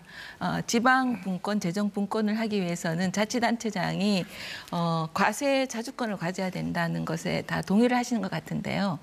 근데 저는 이제 얼마 전까지만 해도 서울시 구청장이었습니다. 근데 25개 구청 중에 저 혼자 유일한 야당 구청장이었는데 당시 지방세법 111조 3항에 의하면은 자치단체장이 당의 연도에 한해서 재산세가 지방세입니다. 재산세의 100분의 50에 관해서 가할 수도 있고 감할 수도 있다. 그렇게 해서 그 당시는 재산세가 너무 많이 거치고 공시지가가 70%나 넘었기 때문에 더군다나 코로나 상황이어서 재산세를 감경하겠다 했는데 그 당시 25개 구청 중에서 24개 구청이 민주당이었거든요.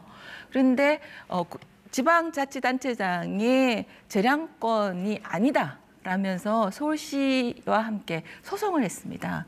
그래서 저의 재량권을 묶었죠. 그러니까 어떨 때는 증액을 할 수도 있고 어떨 때는 감액을 할 수도 있는데 묶어놓고 있다가 며칠 전에 대법원에서 제가 한 지방세법 111조 3항이 합헌이라는 판결이 났습니다. 그래서 민주당에게 묻고 싶습니다. 재정 자주권을 말만 하는 거냐? 그때는 왜 그랬느냐? 네. 과세자주권 누구는 어느 지방자치단체장이 됐건 의원이건 주장 안 하시는 분이 없죠. 근데 우리가 한번 생각을 해보면은 과세권, 자주권을 그건 당위론적으로 맞는 거지 현실에 있어서 새로운 세목을 신설하고 거들나가면은 이건 수도권밖에 가능하지가 않습니다. 제가 도봉구에서 서울에서 50년을 살았는데요. 지금 권 의원님이 계셨던 강남과 비교를 해보면은 재정 자립도가 가장 떨어지는 그러한 지역이죠. 세금 거둘 것도 없습니다.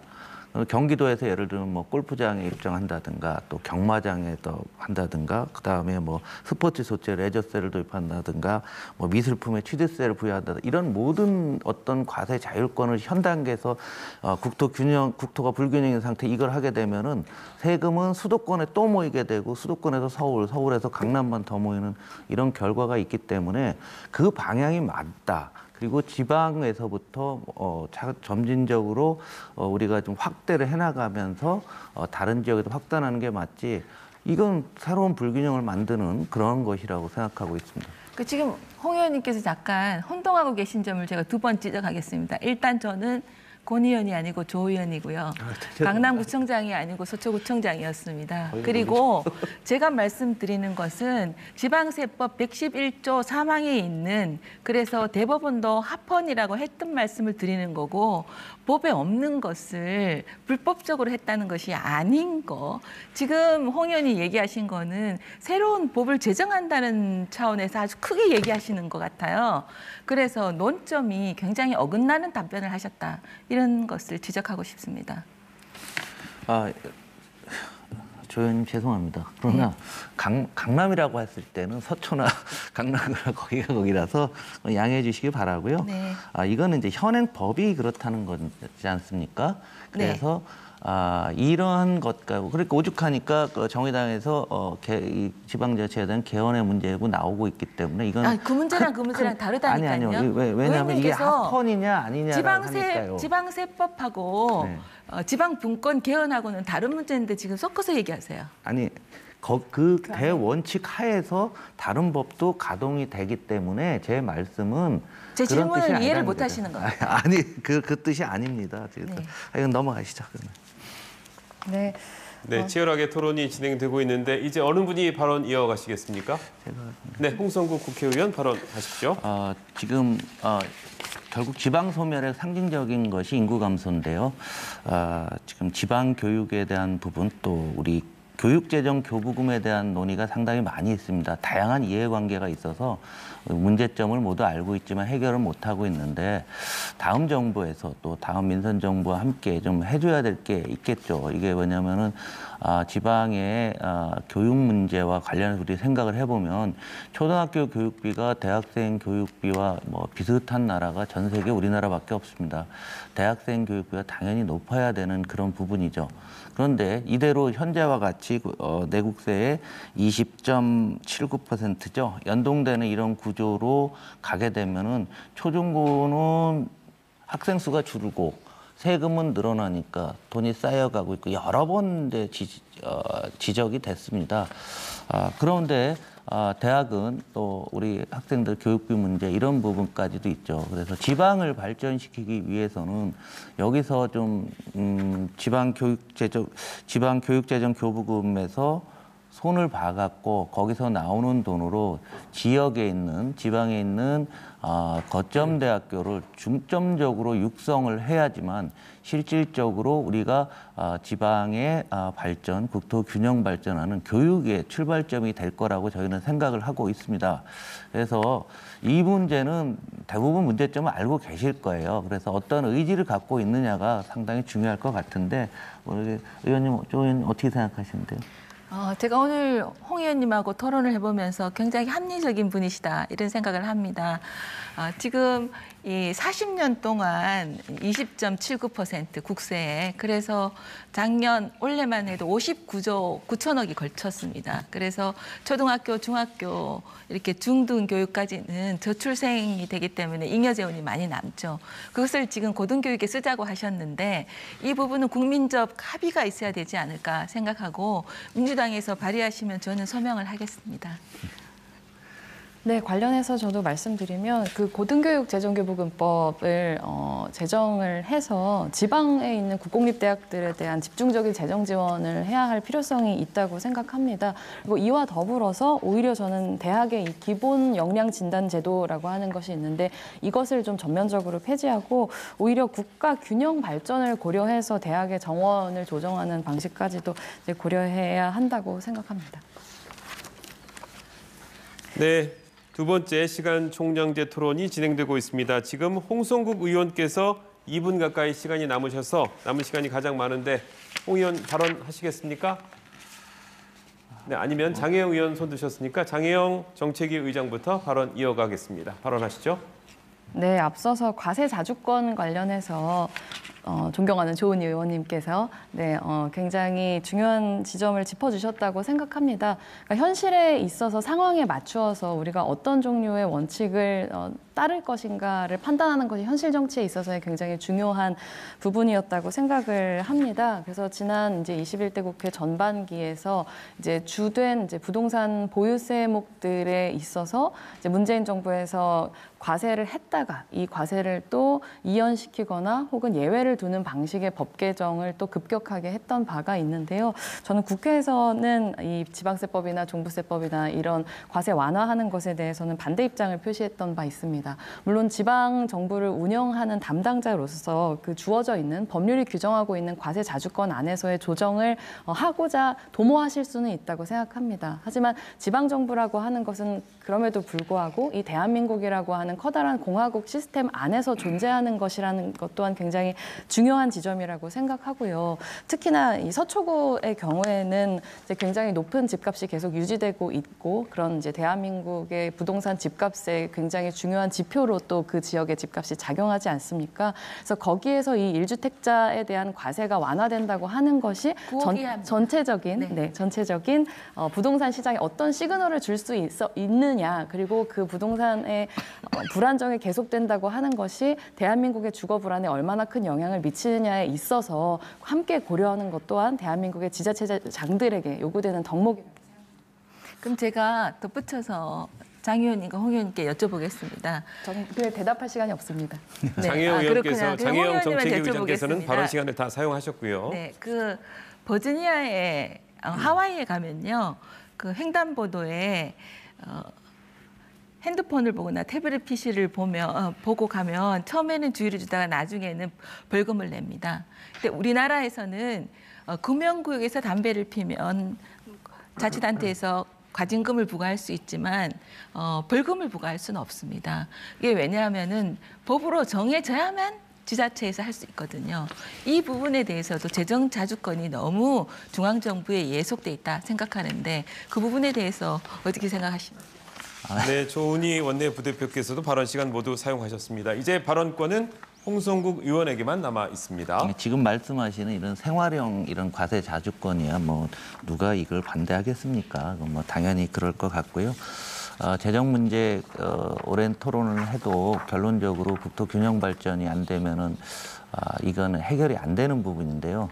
그럼에도 불구하고 이 시간이 많이 걸릴 텐데요.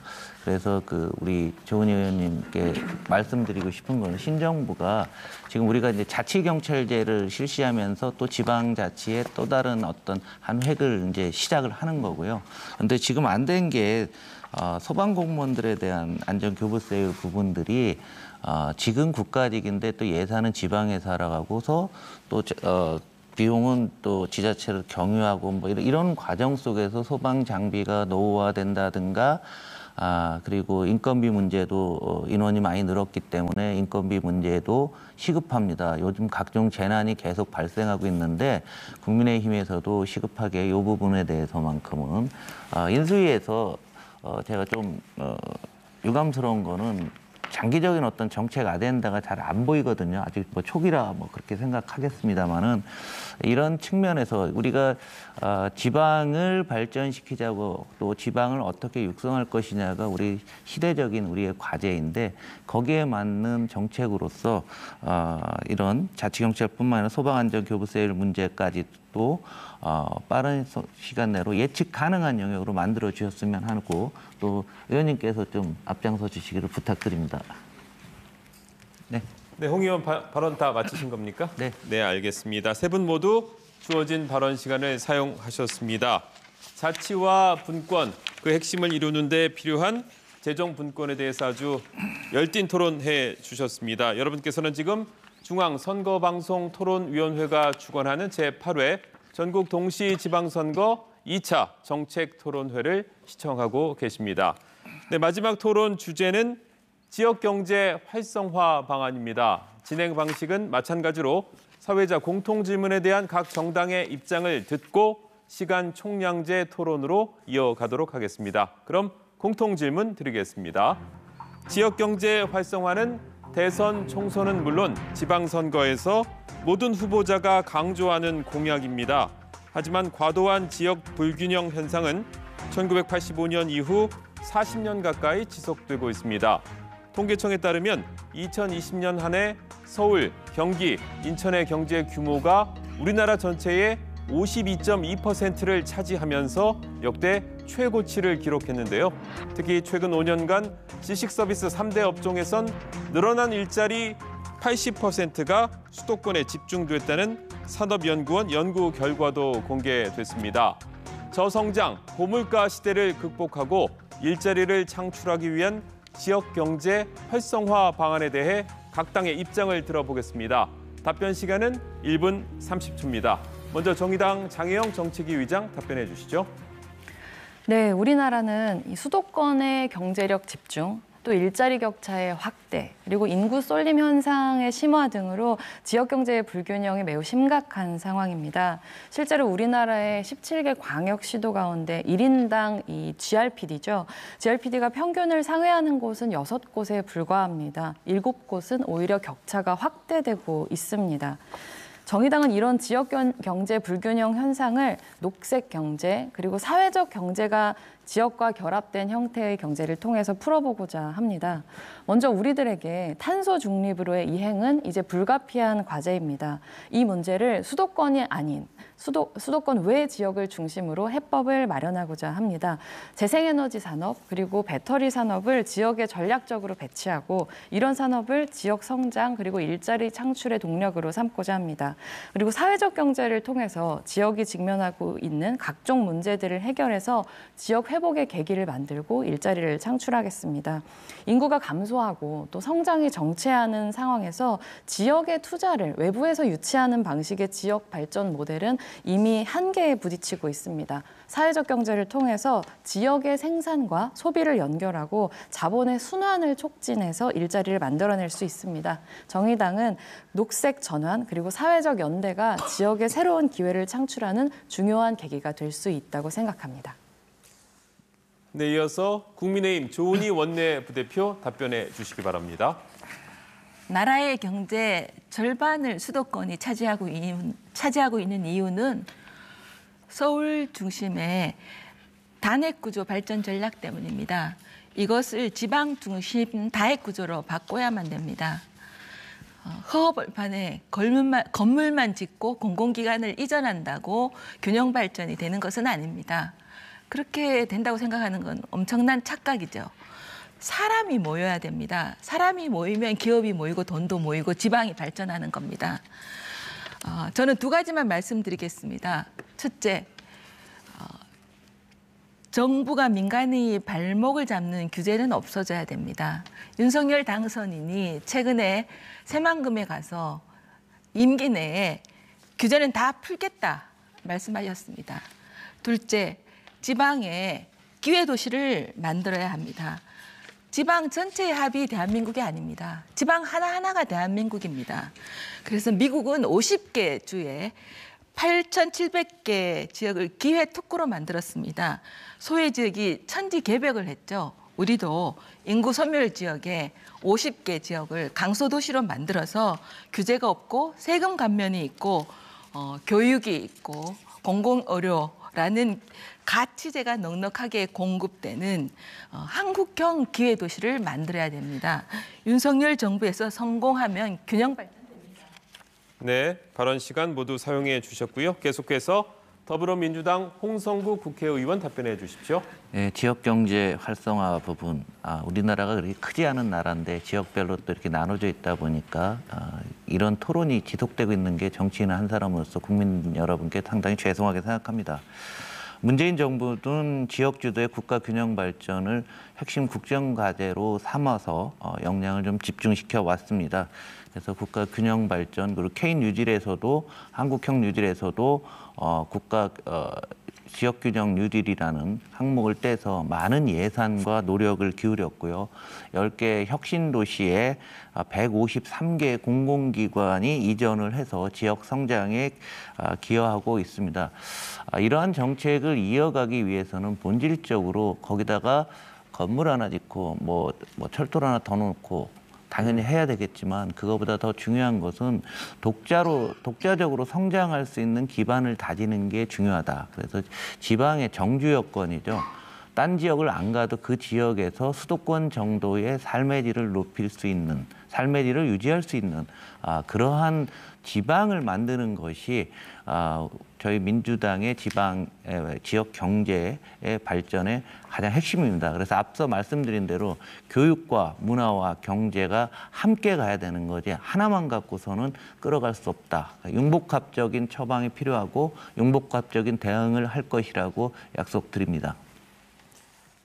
네, 지역경제 활성화 방안에 대해 각 당의 입장을 들어봤습니다. 지역경제 활성화 워낙 관심 있는 주제라서 전국의 유권자들이 함께 지켜보고 있을 것 같습니다. 구체적으로 각 당이 어떤 정책을 준비했는지는 이어지는 시간 총량제 토론에서 바로 확인해 보도록 하겠습니다. 정의당 장혜영 정책위 의장부터 시작해 주십시오. 네, 지난 4월 19일에 정부가 전국 최초의 특별지방자치단체인 부산, 울산, 경남 특별연합이 설치됐다고 밝힌 바 있습니다. 이 부산, 울산 그리고 경남까지 합쳐서 총인구 776만 명의 부울경 메가시티가 탄생한 셈인데요. 이런 메가시티에 있어서는 분명히 이 지역균형 발전의 논의에 있어서 필요성이 인정되는 측면이 있다고 생각합니다. 그런데 여전히 몇 가지 우려가 남아 있습니다. 메가시티는 일단 수도권 베드타운처럼 이 메가시티 외곽 지역에 있어서의 심각한 공동화를 초래할 수 있다는 것이 그 하나의 지적입니다. 신도시를 개발하는 것으로 원도심이 쇠퇴하는 것을 우리는 다른 도시들의 사례에서 이미 많이 목격을 해왔습니다. 그런데 이런 메가시티의 경우에는 말하자면 그런 종류의 공동화가 메가톤급의 어떤 규모로 발생할 수 있다는 것이고요. 이것이 결국에는 메가시티 외곽에 있는 중소도시 그리고 농산 어촌의 공동화로 드러날 수 있다. 이런 지적이 있습니다. 뿐만 아니라 이런 메가시티를 조성하는 과정에서 누가 투자하는가를 봤을 때 그 역 내에서 투자가 되고 이것이 순환이 되기보다는 역 외에서 투자를 받고 그리고 결국에는 그렇게 투자된 자본이 다시 역 외로 유출되는 문제의 구조를 짚을 수 있을 것 같습니다. 그래서 이런 문제에 있어서의 메가시티의 부작용을 얼마나 공감하시는지 그리고 공감하신다면 이것을 보완할 방법이 무엇인지 홍성국 의원님께 먼저 여쭤보고 싶습니다. 네, 각 당이 생각하는 지역 개발 공약은 거의 비슷할 겁니다. 지역 권역별로 메가시티로 묶어서 수도권에 견주는 지역을 만들겠다고 했는데 장 의원님 말씀대로 이 부작용이 틀림없이 있을 수가 있겠죠. 그래서 저도 이제 충청권 메가시티의 지역 국회의원인데요. 많은 시민들의 소리는 우리 동네에 모든 게 다 있으면 좋겠다는 거죠. 서울에 있는 거 우리 동네에 다 있으면 좋겠다라고 하는데 그렇게 되면은 또 중복 과잉 투자가 되고 그것을 유지할 수가 없습니다. 그래서 지금 새롭게 등장하는 개념이 네트워크 도시 연합이라는 용어인데요. 예를 들면 제가 세종인데요. 세종에서 야구를 보러 대전에 가면 되지 세종 38만 인구에서 야구장을 지을 필요는 없다. 세종에 콘서트홀이 만들었는데 청주 분들이, 공주 분들이 관람하고 그쪽에는 있을 필요가 없다.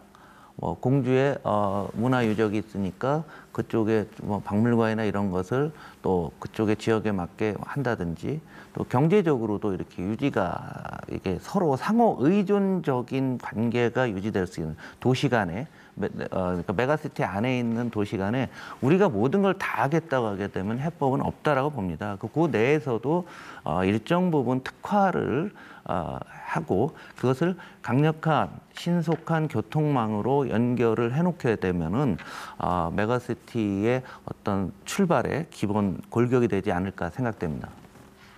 네, 조은희 부대표 발언하시겠습니다. 제가 장혜영 의원님의 질문에 제가 좀 보완해서 답을 드리겠습니다. 그 메가시티가 발전하면 그 주변의 시티는 주변의 중소도시는 동공화되고 베드타운이 될 수 있습니다. 아까 제가 모두 발언 때 이거 조금 크로즈업 시켜주시면요. 설명드린 것처럼 미국에 보면 50개 주 인구 소멸 지역이 있었습니다. 50개 주에 8,700개 지역을 국세청에서 세금 감면을 해줬습니다. 투자를 하면 기업이 들어가거나 또 펀드에서 개인이 펀드를 투자를 하면 세금 감면을 해주는 거죠. 그래서 10년 동안 투자를 묶어놓으면 완전히 세금을 면제를 해주는 겁니다. 그래서 상전벽해를 했습니다. 국가 재정이 투입되지 않고도 가능한 거죠. 제도적으로. 우리나라도 지금 지자체의 절반이 인구 소멸 위험에 있습니다. 전국 기초단체가 226개가 있는데요. 지금 그 절반이 지금 월급도 주기 어려운 상황입니다. 그런데 언제까지 국민의 세금으로 다 재정으로 다 보존해야 되겠습니까? 지방자치단체가 스스로 이 지방 재정력을 키울 수 있게 해줘야 되죠. 그런 점에서 50개 인구 소멸 지역이 지금 정부가 89개로 정했는데요. 그래서 올 7월부터 연 1조씩 지원하는 법안이 통과됐습니다. 1조가 아니고요. 세금 지원을 해주는 겁니다. 아까 얘기하신 강남에 집하신 분이 양도소득세를 일단 유예를 해주고 지금 광주에 아니면 전남에 투자를 하면 그 10년 동안 투자금에 투자를 하면 양도소득세를 안 내는 거죠. 그리고 여기에 거듭 말씀드렸지만 광주에 쇼핑타운이 들어가고 영화관이 들어가고 대학이 들어가고 또 지금 기업이 들어가고 그러면 누가 서울로 오고 싶겠습니까? 그래서 세금 혜택을 주면서 기업을 유치하고 또 장기간 또 경우에 따라서는 당선이 새만금 부지도 무상으로 임대한다고 그러셨지 않습니까? 그렇게 해서 50개 강소도시를 만든다. 그래서 한국형 ODJ 기회도시를 만들 경우에 이것이 여야의 협조가 가능하면 정말 지방 재정이 확충되고 국토 균형 개발이 된다.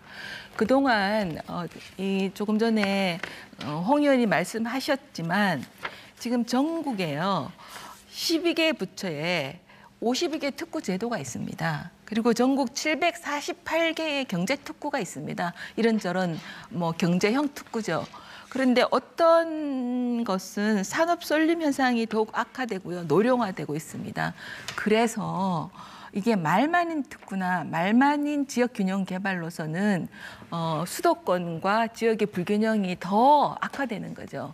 그래서 저는 한국형 ODJ 이 프로젝트가 성공하면 정말 좋겠다 이렇게 기대를 하고 있습니다. 네, 지역경제 활성화 방안 홍성국 의원 발언하시겠습니다. 항상 어떤 일이 벌어지려면 마중물이 필요한데요.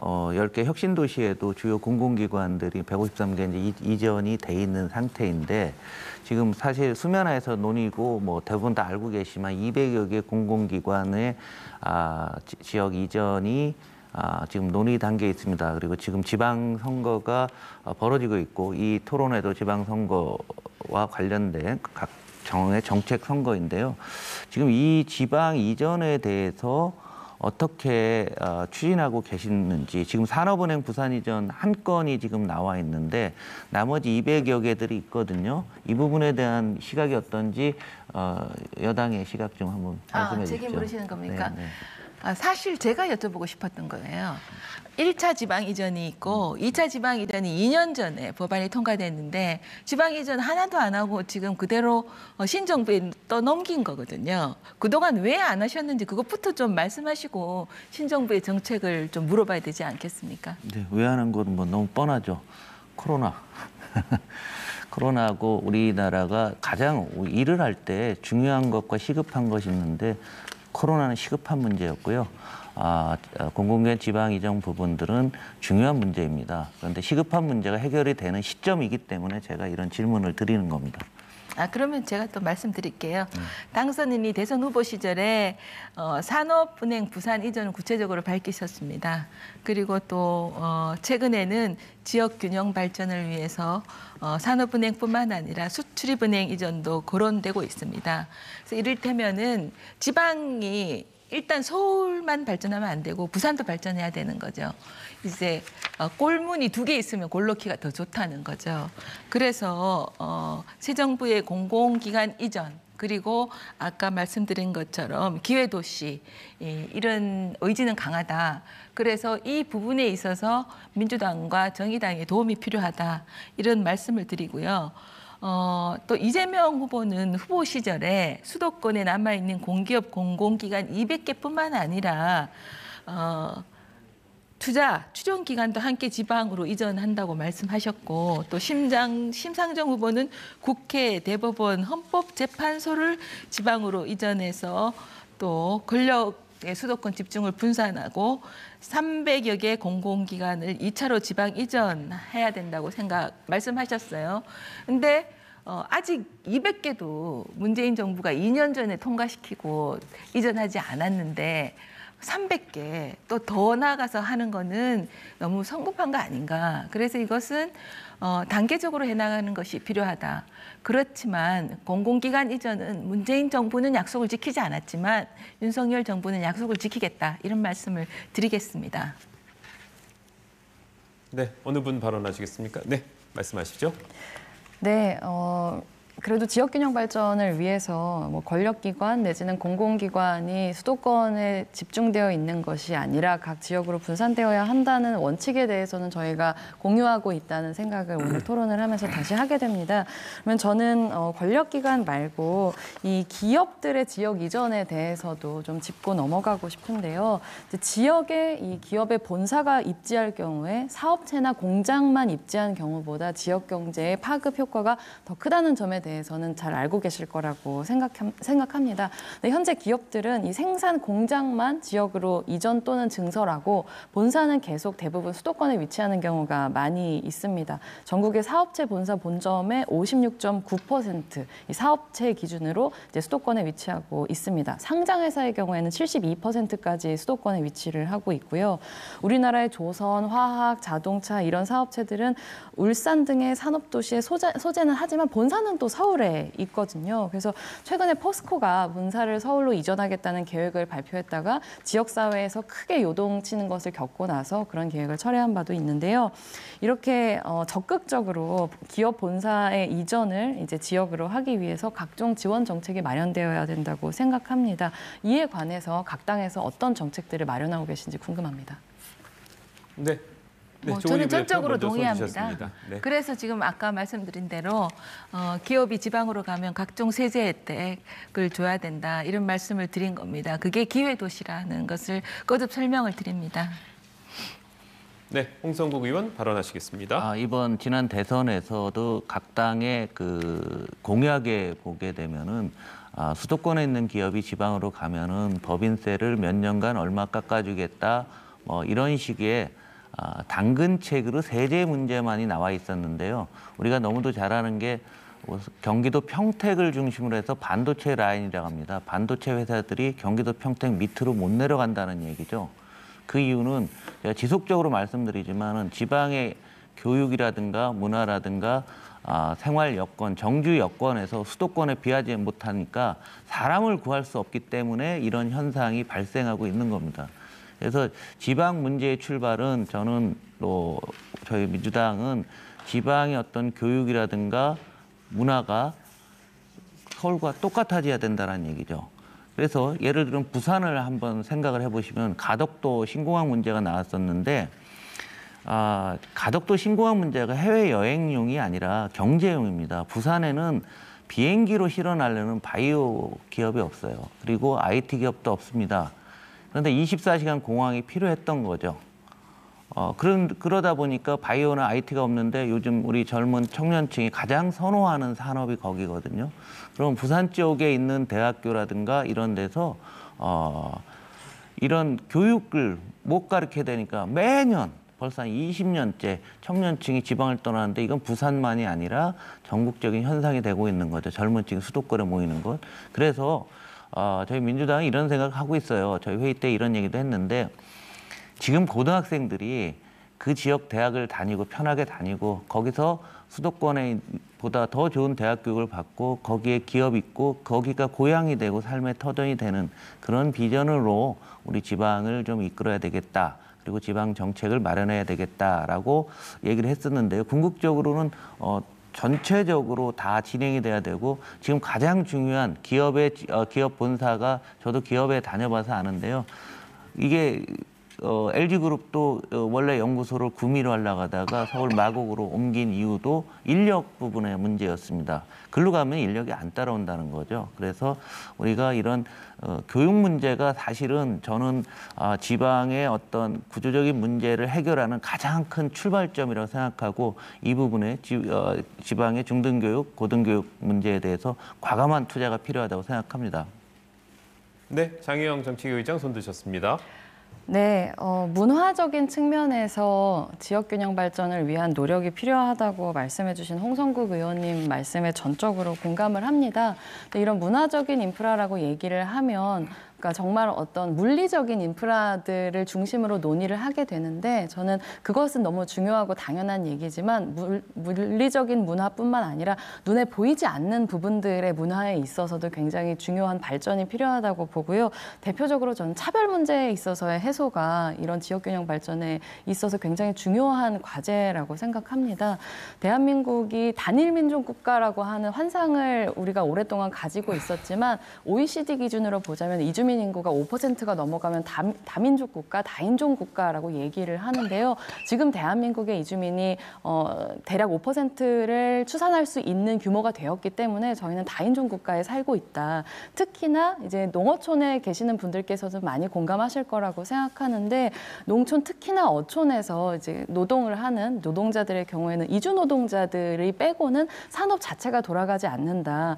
예를 들면 전남에 계시는 김 양식장 사장님께서는 이주 노동자들이 없으면 한국 사람들은 이제 김 없는 김밥을 먹어야 될 거다. 이렇게 말씀하실 정도로 이주 노동자들이 이미 우리 사회 안에서 특히나 수도권 지역도 있지만 비수도권 지역에서도 함께 살아가고 있습니다. 근데 이런 우리가 함께 살아가기 위한 서로 다른 다양성들을 가지고 함께 살아가기 위한 준비는 얼마나 되어 있는지 그런 인프라를 구축하기 위해서 정치는 얼마나 노력을 하고 있는지 돌아보면 사실 굉장히 실망스러움을 감출 수 없는 수준입니다. 아주 기본적인 수준에 있어서의 차별금지 조례, 인권 조례 하나도 어떤 지방의회에서 문턱을 넘고 있지 못한 상황인데요. 이렇게 지역균형 발전을 위해서 우리가 차별금지를 위해 어떤 제도적인 노력이 필요하다고 하는 점에 대해서 공감을 하시는지 그리고 공감을 하신다면 그게 어떤 종류의 구체적인 노력들로 이어져야 된다고 생각하시는지 두 분 의원님께 여쭤보고 싶습니다.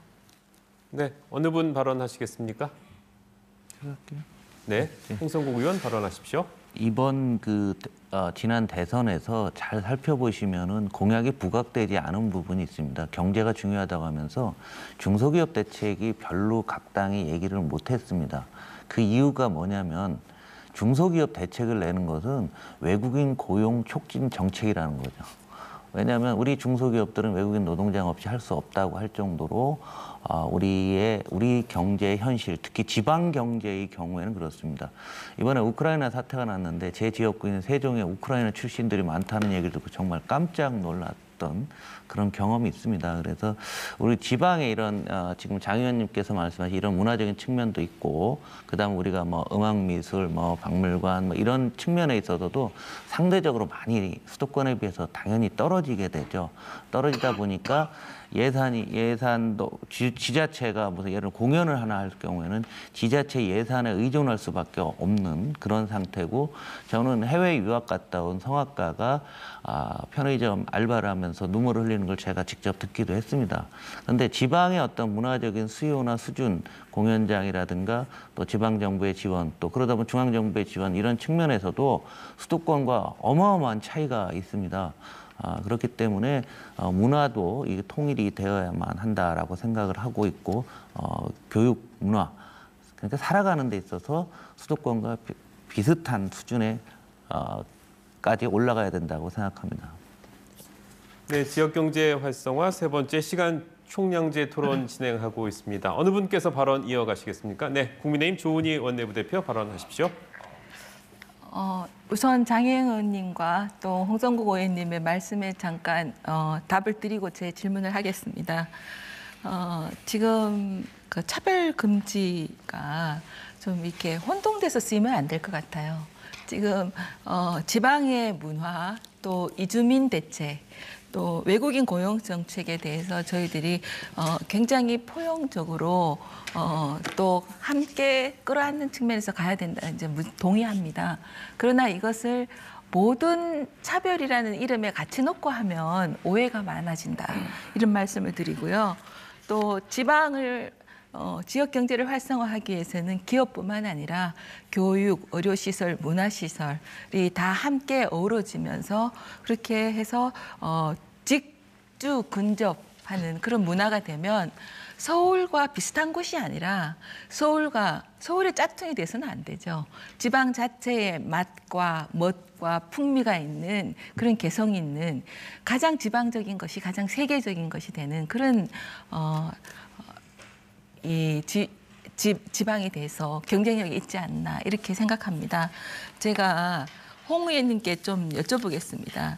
지방재정영향평가제라는 게요, 지금 현재 지방재정법에 보면 중앙정부가 지방자치단체가 축제나 이런 경비를 제대로 쓰고 있느냐, 이런 거를 감시하는 게 지방재정영향평가가 하나 있습니다. 근데 저는 지방정부가 중앙정부에서 사무를 위임할 때 이 사무를 위임할 때 제대로 예산과 인력을 같이 위임하는지 새로운 지방재정영향평가제를 도입해야 된다라는 제안을 하고 싶습니다. 사실 미국이 재정영향평가제를 도입했는데 언제부터 도입했는지 아십니까? 사실 95년에 이 제도를 처음 도입했습니다.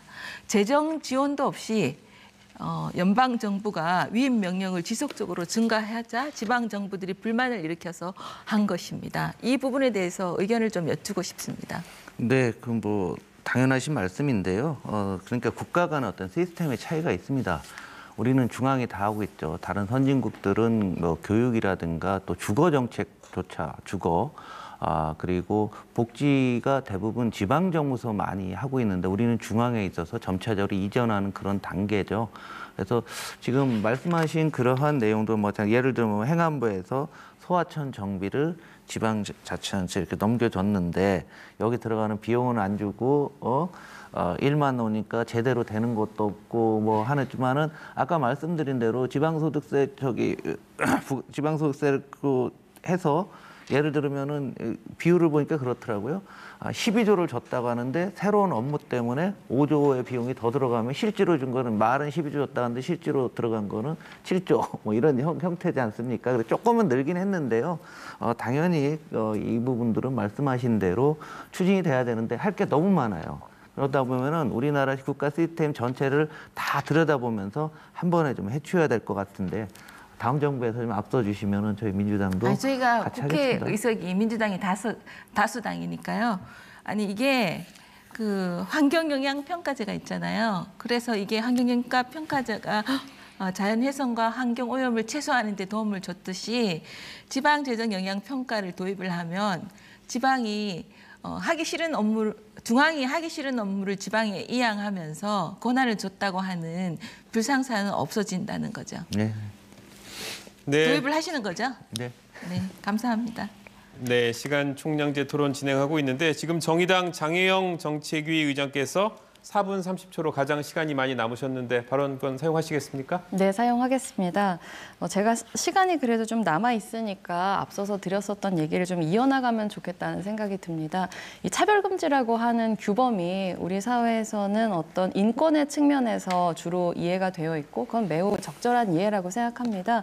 근데 인권뿐만 아니라 이런 사회적인 다양성을 확보하고 이를 위해서 차별금지를 규범으로 강력하게 설정하는 것이 경제적으로 얼마나 중요한 의미를 가지고 있는지에 대해서 오늘 저는 좀 강조를 드리고 싶은데요. 어떤 보고서, 수많은 보고서들에서 이미 한국이 아닌 이제 다른 나라들에서는 예를 들면 기업의 이사회 안에 다양성을 갖추는 것이 얼마나 그 기업의 경쟁력과 생산성을 올릴 수 있는지를 강조하고 있기도 하고 맥킨지 보고서의 최근의 내용에 따르면 한국에서 성차별이 없어지는 것만으로 남녀 임금 격차가 시정되는 것만으로 한국의 GDP가 굉장히 10% 이상 오를 수 있다라고 하는 내용을 밝히기도 했습니다. 그래서 지역 안에서 이런 우리가 가지고 있는 여러 가지 차별들이 얼마나 지역이 가지고 있는 경제력인 잠재력을 훼손하고 있는가라는 관점에서 저는 이 차별금지 규범이 가지고 있는 경제적인 의미를 꼭 다시 재발견할 필요성이 있다. 이런 말씀을 먼저 좀 드리고 싶습니다. 그에 이어서 최근에 이슈가 됐었던 내용을 가지고 저는 오히려 좀 질문을 드려보고 싶은데요. 지역 간 균형 발전에 있어서 지역 자체가 발전하는 것도 중요하지만 지역 간 이동의 측면에서도 굉장히 우리가 인프라를 갖춰야 된다는 데에서는 이견이 없을 거라고 생각합니다. 그리고 그것은 장애가 없는 시민들뿐만 아니라 장애가 있는 시민들에게도 당연히 보장되어야 하는 어떤 직주 근접 내지는 주거, 교통의 환경이라고 생각하는데 장애가 있는 시민들의 경우에는 사실 지금 광역에서의 이동 수단이 굉장히 미비한 상황이라고 하는 것 최근에 장애인 이동권 시위를 보면서 많은 시민들이 알게 되셨을 겁니다. 그래서 지금 이 문제가 이제는 국회를 넘어서서 새 정부를 향하고 있습니다. 아주 구체적으로 말씀드리면 이제 작년 말에 그때는 조은희 의원님께서는 국회에 안 계셨지만 교통약자법이 통과가 됨으로 인해서 이제는 그런 특별교통수단, 장애인 콜택시 같은 것이 대표적인 수단인데요. 이 특별교통수단에 있어서 그 차량뿐만 아니라 이것을 운영하는 지원 또한 국비로 우리가 할 수 있게 한다. 왜냐하면 지방에서의 재정이라고 하는 것이 불균형한 상태이기 때문에 그렇겠죠. 근데 이 내용을 보조금법에 있는 별표를 개정해서 거기서 국비로 지원할 수 있도록 만들고 그 비율을 규정하는 것을 장애인 단체들은 한결같이 사실은 인수위 이전부터 대선 시기부터 계속 요구하고 있거든요. 근데 인수위 차원에서는 굉장히 원론적인 수준에서의 답변만 하셨고 윤석열 당선자께서는 사실 이에 대해서 구체적인 답변을 전혀 내려놓으시지는 않으셨어요. 근데 지역균형 발전이 장애인과 비장애인에게 차별 없이 이루어져야 한다면 당연히 광역 간 이동 교통 수단은 보장되어야 하는 것이고 그런 측면에 있어서 이제는 기재부가 시행령을 통해서 이런 장애인들의 특별교통수단 운영에 있어서의 비용을 지원해야 한다고 생각하시는지 궁금합니다. 국민의힘 조은희 의원님께 여쭙겠습니다. 네,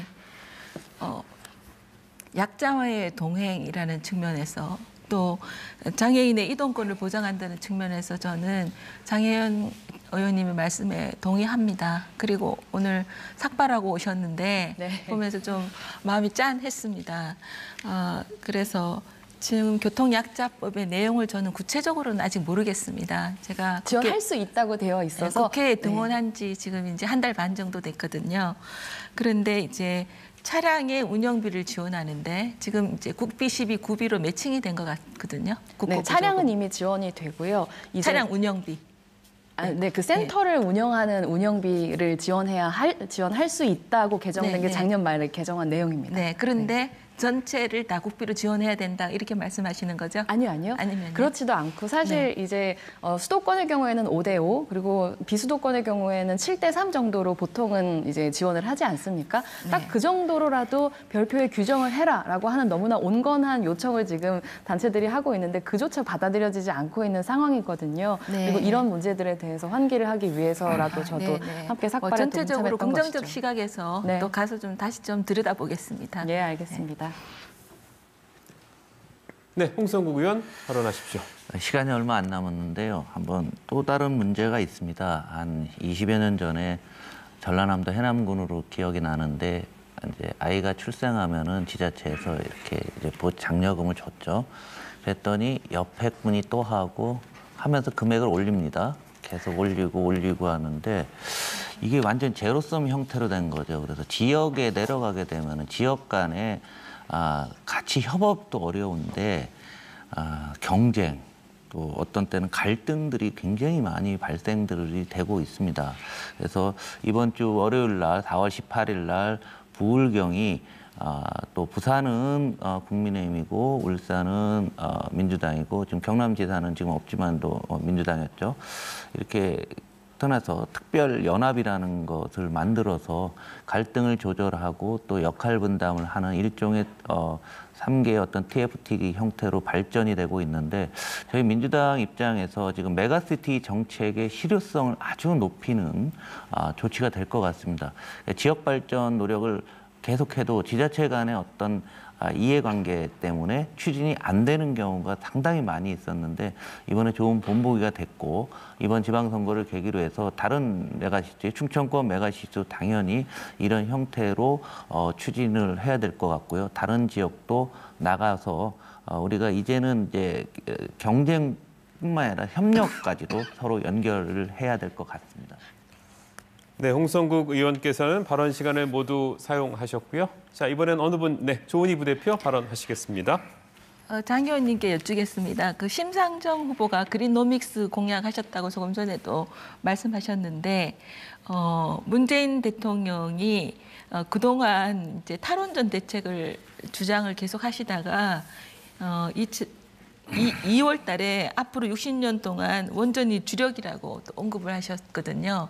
그게 지금 그린노믹스와 이게 어떻게 방향이 맞다고 생각하시는지 궁금합니다. 네, 문재인 정부가 탈원전 기조를 굉장히 강하게 그리고 상당히 일관되게 정부 임기 내내 유지를 해왔다가 이제 마지막에 특히 이번 대선 들어서서 민주당의 기조가 전반적으로 탈원전이 아니라 감원전 혹은 원전을 존치하고 소형 원자로를 두는 방식으로 정책적인 선회를 한 것에 대해서는 정의당은 매우 유감스럽게 생각하는 바입니다. 탈원전이라고 해서 내년에 바로 모든 원전을 다 없앤다. 이게 아닙니다. 수명이 남아있는 원전들은 가동할 수밖에 없는 것이지만 새로운 원전을 짓지 않는 상태에서 우리가 재생에너지 발전으로 나아간다라고 하는 것이 그린노믹스가 가지고 있는 큰 로드맵이고 이것이 대한민국의 로드맵이 되어야 한다고 하는 것이 저희가 생각하는 정의로운 전환의 모습입니다. 네, 근데 이제 기본소득당의 오준석 대선 후보였죠. 그런데 이 100만 개 참여수당 일자리다. 돌봄 환경 분야에. 네, 조은희 원내부대표의 발언 시간이 모두 끝났다는 안내 말씀드립니다. 마이크가 자동으로 음소거 됐습니다.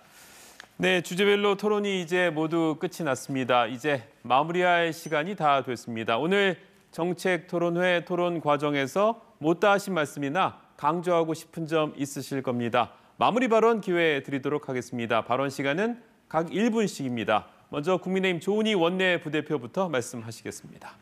존경하는 국민 여러분, 토론회 잘 보셨습니까?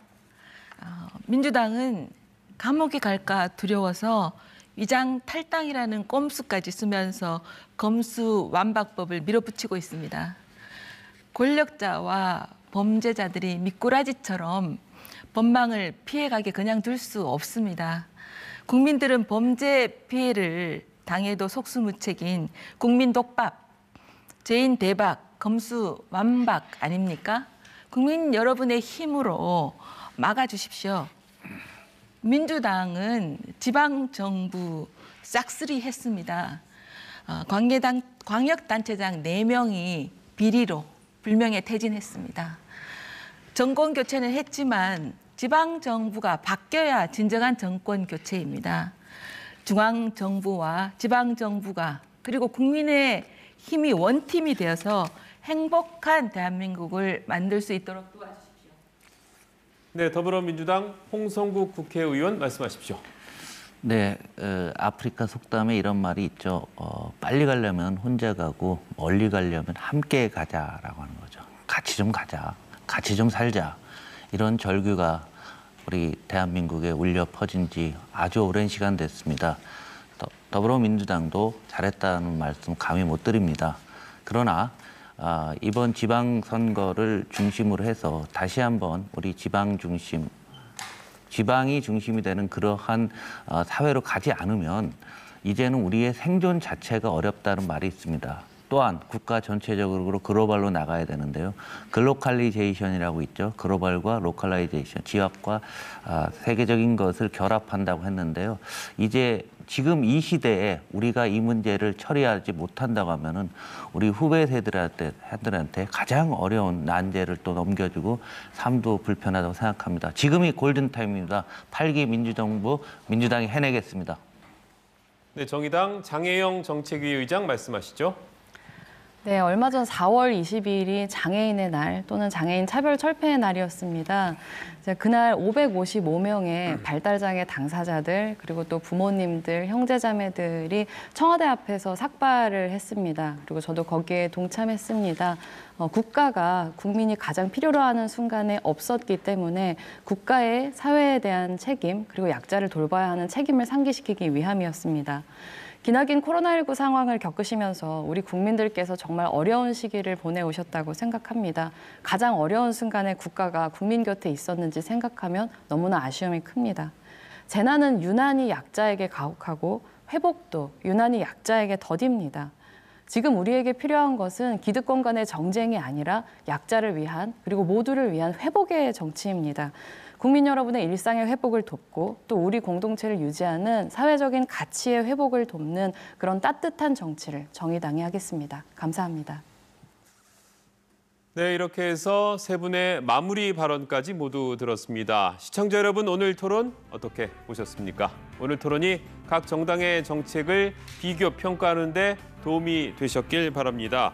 6월 1일 제8회 전국 동시지방선거를 앞두고 중앙선거방송토론위원회가 주관하는 마지막 정책 토론회는 사회 분야로 오는 5월 2일 오전 10시부터 생방송됩니다.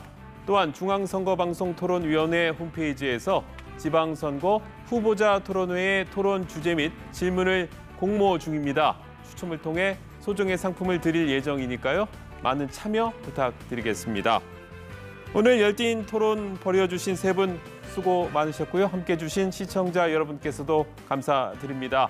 마지막 토론에도 함께 해주시길 바라면서 오늘 토론 여기서 모두 마치겠습니다. 고맙습니다.